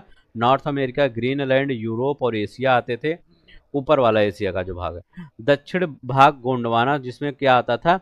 इसमें आपका आता था साउथ अमेरिका आता था, अफ्रीका आ जाता है, मेडागास्कर आ जाता है, इंडिया आ जाता है, ऑस्ट्रेलिया आ जाता है, अंटार्कटिका आ जाता है। ये गोंडवाना लैंड का है। ठीक है, चारों विशाल महासागर क्या थे? पैंथलासा कहते, जो अभी चारों ये विशाल महासागर ये सब है ना, पहले ये पैंथलासा कहलाते थे। ठीक है, तो याद रख लेंगे क्या, पैंथलासा। जीवन का पाद ओरिजिन ऑफ लाइन प्रथम जीवाश्म साक्ष्य आर्कियन युग में मिलता है, लगभग 3.5 बिलियन वर्ष पूर्व। तो प्रथम जीवाश्म साक्ष्य कहाँ मिलता है, आर्कियन युग में मिलता है। सूक्ष्म जीवाणु, बैक्टीरिया, माइक्रोफोसिल्स। ठीक है, ये याद रखेंगे। पृथ्वी और उसके प्राकृतिक प्रक्रियाएं, अर्थ और नेचुरल प्रोसेस। इसमें क्या होता है, पृथ्वी का चुंबकीय क्षेत्र भूक्रोड़ के अंदर चक्रक धाराओं से होता है। सूर्य के चारों ओर पृथ्वी की परिक्रमा मध्य वेग लगभग 30 किलोमीटर प्रति सेकंड से बहती है। ठीक है, सूर्य के चारों ओर पृथ्वी की परिक्रमा क्या है, माध्य वेग लगभग 30 किलोमीटर प्रति सेकंड से बहती चलती किलोमीटर से। ज्वालामुखी की बात करते हैं, हम ज्वालामुखी चैप्टर आते हैं, देखते हैं। कहते हैं ज्वालामुखी क्या होता है, इरप्शन उद्गार, ज्वालामुखी उद्गार। जब ज्वालामुखी उद्गार होता है तो सबसे ज्यादा मात्रा में H2O जल वाष्प निकलता है। ठीक है, H2O सबसे ज्यादा, इसमें CO2 भी निकलता है, यहाँ पर N2 भी निकलता है, यहाँ पर SO2 भी निकलता है। तो ये याद रख लेंगे क्या क्या निकलता है। भूगत तरल पदार्थ, इसमें मैग्मा होता है, भूगत तरल पदार्थ मैग्मा कहलाता है। और धरातल पर जैसे ये क्या है आपका, ये है, ये वाला आपका ज्वालामुखी है। ठीक है, तो मान लीजिए जब ये अंदर रहता है तो ये क्या कहलाता है, ये मैग्मा कहलाता है। ठीक है, लेकिन जब ये ऐसे निकल के बाहर आ जाता है, ऐसे नहीं जैसे निकलता है, तो जब बाहर निकल के आता है, जब इधर फैलने लगता है, तो वो क्या कहलाता है, वो लावा कहलाता है। तो वो याद रखेंगे, वो लावा। भूगत तरल पदार्थ मैग्मा कहलाता है, धरातल में निकलने पर लावा कहलाता है। माउंट सेंट हेलेनिस ये क्या कहता है, ये देखते हैं, ये ज्वालामुखी है ना। संस्थान स्कामेनिया कंट्री, वाशिंगटन यूएसए में है। Mount Saint Helen Mount Adam से 34 मील पश्चिम में है। अब यहाँ पर सक्रिय ज्वालामुखी देखते हैं, Mount Saint Helens. Mount Saint Helens क्या है, यूएसए में स्थित है। स्कीमेनिया कंट्री वाशिंगटन में स्थित है। Nickname the Fujiyama of America, इसको निक नेम क्या बोला जाता है, फ्यूजियामा ऑफ अमेरिका। ये पूछ ले कि फ्यूजियामा ऑफ अमेरिका किसको बोला जाता है, माउंट सेंट हेलेंस बता दीजिएगा। मौना लोवा की बात हम करते हैं तो स्थान क्या है, हवाई द्वीप यूएसए में है, मौना लोवा। ठीक है, दुनिया का सबसे सक्रिय ज्वालामुखी में से एक है मौना लोवा। कोटोपैक्सी देखते हैं, इक्वाडोर दक्षिण अमेरिका में पड़ता है। कोटोपैक्सी इक्वाडोर में। इटना इटना भूमध्य सागर और सिसिली के पूर्वी तट पर है। तो इटना कहाँ है, भूमध्य सागर और सिसिली के पूर्वी तट पर है। फ्यूजियामा याद रखेंगे, फ्यूजियामा जापान में। तो फ्यूजियामा कहाँ पे पड़ेगा आपका, जापान में। स्ट्राम्बोली भूमध्य सागर, याद रखेंगे स्ट्राम्बोली कहाँ है, भूमध्य सागर और सिसिली के उत्तर में लिपारी द्वीप में। तो ये स्ट्राम्बोली कहाँ पे आप पड़ेगा, भूमध्य सागर सिसिली के उत्तर में लिपारी द्वीप। लगातार गैस निकलने के कारण लाइट हाउस ऑफ मेडिटेरियन भूमध्य सागर का प्रशांत स्तंभ कहा जाता है। तो लगातार गैस निकलने के कारण किसको, लाइट हाउस ऑफ मेडिटेरियन भूमध्य सागर का प्रकाश स्तंभ स्ट्राम्बोली को कहा जाता है। यहाँ पर देखते हैं किलाऊ। किलाऊ की अगर हम बात करते हैं, किलाऊ ज्वालामुखी हवाई द्वीप यूएसए में है। वर्तमान में दुनिया का सबसे सक्रिय ज्वालामुखी बोला जाता है। लगातार 34+ वर्षों से उद्धृत है, इरप्शन हो रहा है। सबसे बड़ा लावा उद्देन वाले ज्वालामुखी कौन से हैं, ये देखिए। सबसे सबसे बड़ा लावा उद्यान कहाँ पर, किलाऊ करता है। तो फिर माउंट एटना है, पीटन डी ला फॉर्नेस है, और नयामुरा गिरी है। ठीक है, भूकंप और भूकंपीय तेज। भूकंप के उत्पन्न तरंगे कौन से, पी तरंगे, प्राइमरी तरंगे बोले, एस तरंगे और धरातलीय तरंगे। ठीक है, तब धरातलीय तरंगे दो तरह के होते हैं, एक लव वेव होता है, एक रिले वेव होता है, जिससे रेलिंग वेव तरंग कहते हैं। तो धरातलीय तरंगे दो प्रकार की होती है, एक लव तरंगे और रेलिंग तरंगे। जानकारी का स्रोत क्या होता है, पी और एस तरंगे पृथ्वी के आंतरिक भाग की जानकारी देती हैं। तो पी और एस तरंगे क्या होती हैं, पृथ्वी के आंतरिक भाग की जानकारी देती हैं। धरातलीय तरंगे होती हैं केवल पृथ्वी के ऊपरी सतह तक सीमित रहती हैं। तो धरातलीय तरंगे क्या होती हैं, ये क्या होती हैं, ये पृथ्वी के केवल ऊपरी सतह तक ही सीमित रहती है। अब देखिए भूकंप की बात करते हैं, यहाँ पर हम भूकंप तरंगों का क्रम क्या है, सबसे पहले पी तरंगे पहुंचती हैं। ठीक है, तो सबसे पहले कौन सी तरंगे पहुंचती हैं, पी तरंगे पहुंचती हैं। इसके बाद एस तरंगे पहुंचती हैं, मतलब कहीं पर भूकंप आया है तो वहाँ सबसे पहले पी तरंगे। मान लीजिए पृथ्वी है तो यहाँ पर अगर हम अनुभव करेंगे यहाँ पर पी सबसे पहले जाएगी, फिर एस जाएगी, फिर एल तरंगे जाएंगी। ठीक है, पी हर जगह से पास हो जाता है, एस सिर्फ आपका ठोस में, ठीक है, आपका ठोस में ही ये तरंगे पास होता है, सॉलिड में। भूकंपीय प्रमुख भूकंपीय क्षेत्र कौन से होते हैं, ये याद रखेंगे। प्रमुख भूकंपीय क्षेत्र कौन सा होता है, रिंग ऑफ फायर, प्रशांत महासागर का क्षेत्र ये होता है। इस क्षेत्र में लगभग 90% भूकंप आते हैं। ठीक है, तो किसमें 90% यहाँ पर भूकंप आते हैं। भूकंपीय मापन क्या होता है, परिणाम मापने के लिए रिक्टर पैमाना, रिक्टर स्केल होता है। आविष्कार किसने किया था, चार्ल्स एफ रिक्टर ने 1935 में इसका आविष्कार किया था। आधार क्या होता है, लघुगणकीय पैमाना होता है। इस अंक क्या होता है, 1 से 10 अंक होता है। प्रत्येक अंक पर 10 गुना आयाम की वृद्धि होती है। याद रखिएगा, प्रत्येक अंक पर 10 गुना आयाम की वृद्धि होती है। प्रत्येक अंक पर लगभग 32 गुना ऊर्जा मुक्त होती है। ठीक है, तीव्रता इंटेंसिटी कहते हैं, मापने का पैमाना मार्केली स्केल होता है। तीव्रता मापने का पैमाना। उपकरण क्या होता है, सिस्मोग्राफ तरंग रिकॉर्ड करता है। सिस्मोमीटर क्या होता है, भूकंपीय तरंगों की तीव्रता मापता है। तो भूकंपीय तरंगों की तीव्रता कौन मांगता है, सिस्मोमीटर मापता है। यहाँ देखते हैं विश्व के महाद्वीप, कुल 7 महाद्वीप हैं। एशिया क्षेत्रफल के हिसाब से सबसे बड़ा है। ठीक है, सिस्मोग्राफ क्या होता है, तरंग रिकॉर्ड करता है। सिस्मोमीटर तरंग की तीव्रता मापता है। अब देखिए इसमें इसमें अंतर क्या होता है, सिस्मो जब मीटर हो जाता है तो वो देखा जाता है कितना तीव्र है, और ये क्या हो, सिस्मोग्राफ वो तरंग कितनी तरंगे आ रही हैं, तो ये याद रखिएगा। ठीक है, नेक्स्ट देखते हैं हम क्या करें। कर प्रमुख औद्योगिक शहर और उद्योग क्या है? जैसे अनसन हम कहते हैं, अनसन सिटी कहाँ पे है, तो अनसन सिटी चाइना में पड़ता है। यहाँ पर लौह इस्पात उद्योग के लिए प्रसिद्ध है। तो याद रखिए, देखिए कितने अच्छे वे में लिखा गया आपका। तो अनसन कहाँ पे है, अनसन आपका चाइना में है, लौह इस्पात उद्योग के लिए प्रसिद्ध है। डेट्राइट, डेट्राइट संयुक्त राज्य अमेरिका में है, मोटर वाहन उद्योग के लिए प्रसिद्ध है डेट्राइट। हमाना की बात करते हैं, ये क्यूबा में आपका पड़ता है। तो हमाना क्यूबा में सिगार उद्योग के लिए प्रसिद्ध है। ठीक है, हवाना क्यूबा देश में पड़ता है, सिगार उद्योग के लिए। डेट्रॉइट संयुक्त राज्य अमेरिका के लिए, मोटर वाहन। नगोया क्या है, नगोया सूती वस्त्र के लिए प्रसिद्ध है और जापान में पड़ता है नगोया। ठीक है, अगर आपको अच्छा लग रहा होगा तो प्लीज लाइक शेयर सब्सक्राइब कर दिया करिए। ठीक है, लाइक ही कर दिया, अगर कुछ ना करना हो तो आप सिर्फ एक कमेंट कर दिया करिए कि क्या प्रॉब्लम है, इसे क्यों आप नहीं करते हैं। ठीक है, ये भी कर दिया करिए। चिल्सा ब्रिक्स रूस में है, धातु सैन्य मशीनरी है। याद रखिएगा, चिलिया ब्रिक्स क्या है, ये रूस में है, धातु सैन्य मशीनरी। मिलान इटली में पड़ता है और रेशम वस्त्र उद्योग के लिए प्रसिद्ध है। तो मिलान क्या है, इटली में, रेशम वस्त्र उद्योग के लिए। मास्को का है, रूस में पड़ता है, धातु रसायन और मशीनरी के लिए प्रसिद्ध है। ओसाका याद रखिएगा, जापान में सूती वस्त्र के। नगोया, ओसाका ये सब सूती वस्त्र के लिए है। शेफील्ड आपका याद रखिएगा, इंग्लैंड में पड़ता है, कटलरी उद्योग के लिए प्रसिद्ध है। वेनिस इटली में पड़ता है, कांच निर्माण के लिए। हमारे यहाँ जैसे फिरोजाबाद है, ऐसे यहाँ ये है। ग्लासगो स्कॉटलैंड पोत निर्माण के लिए प्रसिद्ध है। ओटावा कनाडा का है, राजधानी है, कागज निर्माण के लिए प्रसिद्ध है। ओटावा क्या है, पेपर मैन्युफैक्चरिंग होता है। पीटर्सबर्ग यूएसए में है।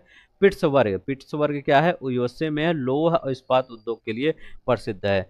संघाई याद रखिएगा, चीन में है, सूती वस्त्र उद्योग के लिए संघाई प्रसिद्ध है। सूती वस्त्र उद्योग के लिए क्या है, संघाई प्रसिद्ध है।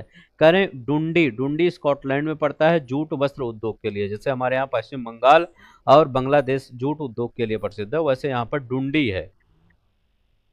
ठीक है, यहाँ देखिए शहर, और ये फिर दूसरा है सेंट पीटर्सबर्ग। ठीक है, तो याद रखिएगा सेंट पीटर्सबर्ग, एक देखिए ये अलग है, नहीं तो आप उसको समझिए एक दिन।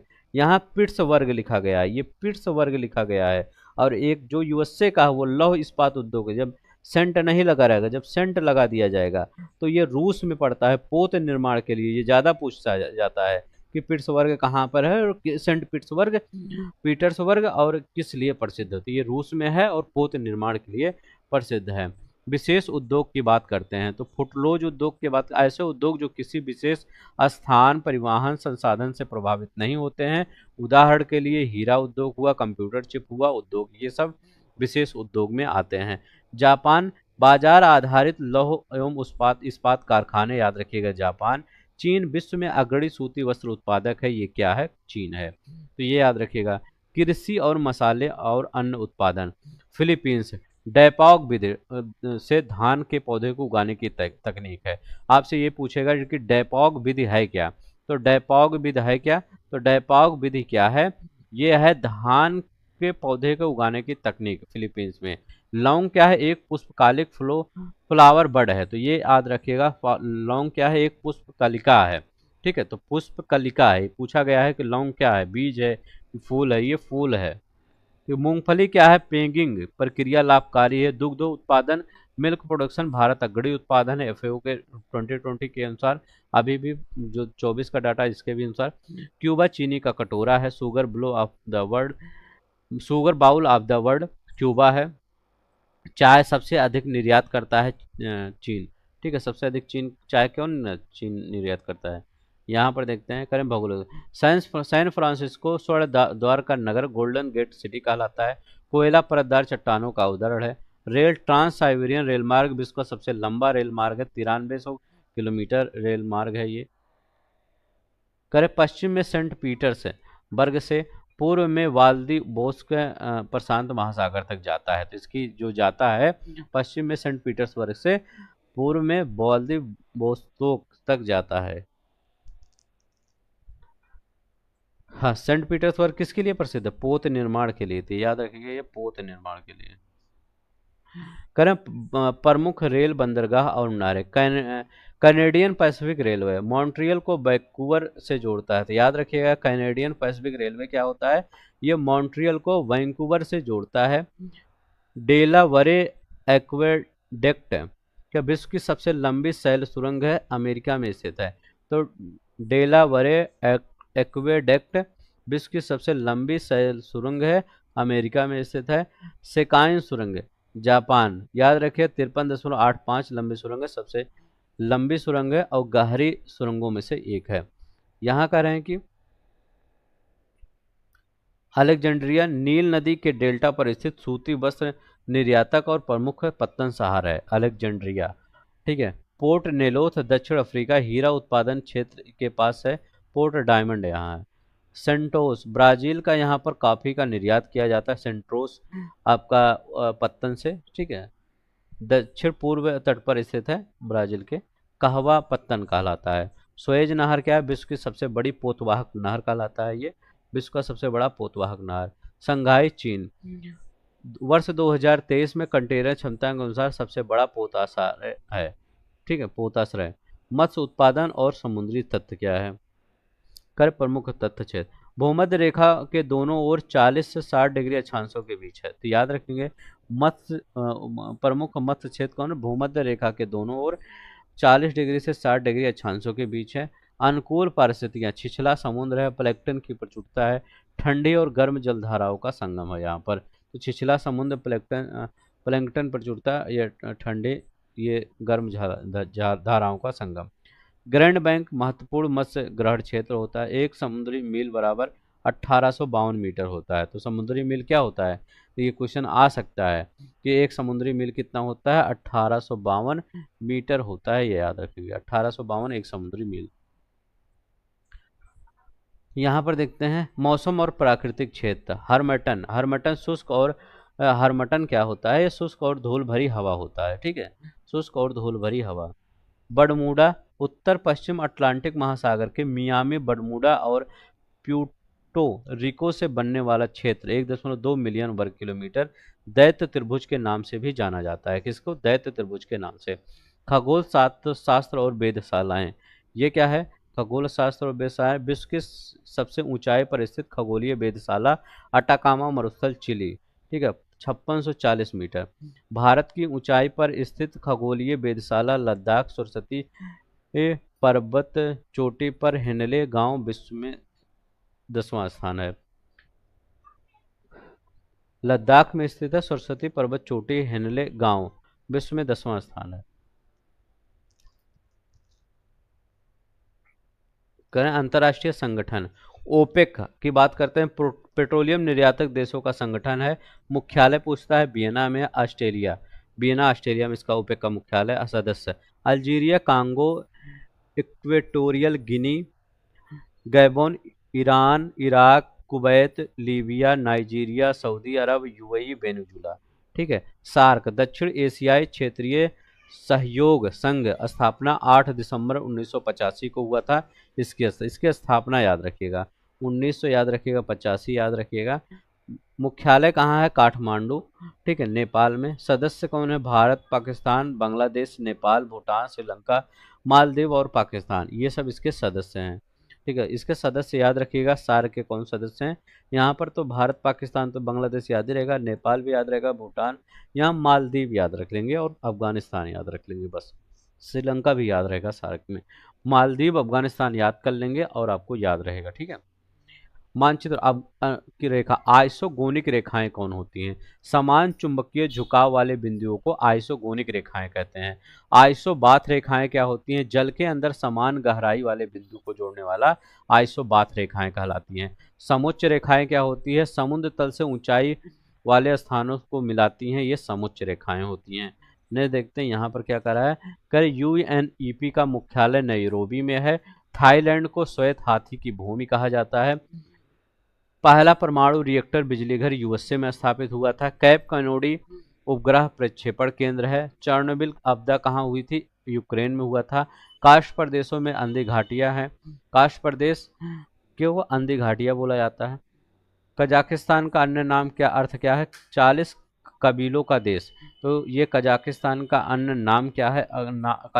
कजाकिस्तान, किर्गिस्तान, सॉरी कजाकिस्तान बोल रहा हूँ, किर्गिस्तान नाम का अर्थ क्या होता है? 40 कबीलों का देश। तो किर्गिस्तान को 40 कबीलों का देश बोला जाता है। बस इतना ही आपको क्या करना था, इतना ही आपको पढ़ना था। ठीक है, तो देखते।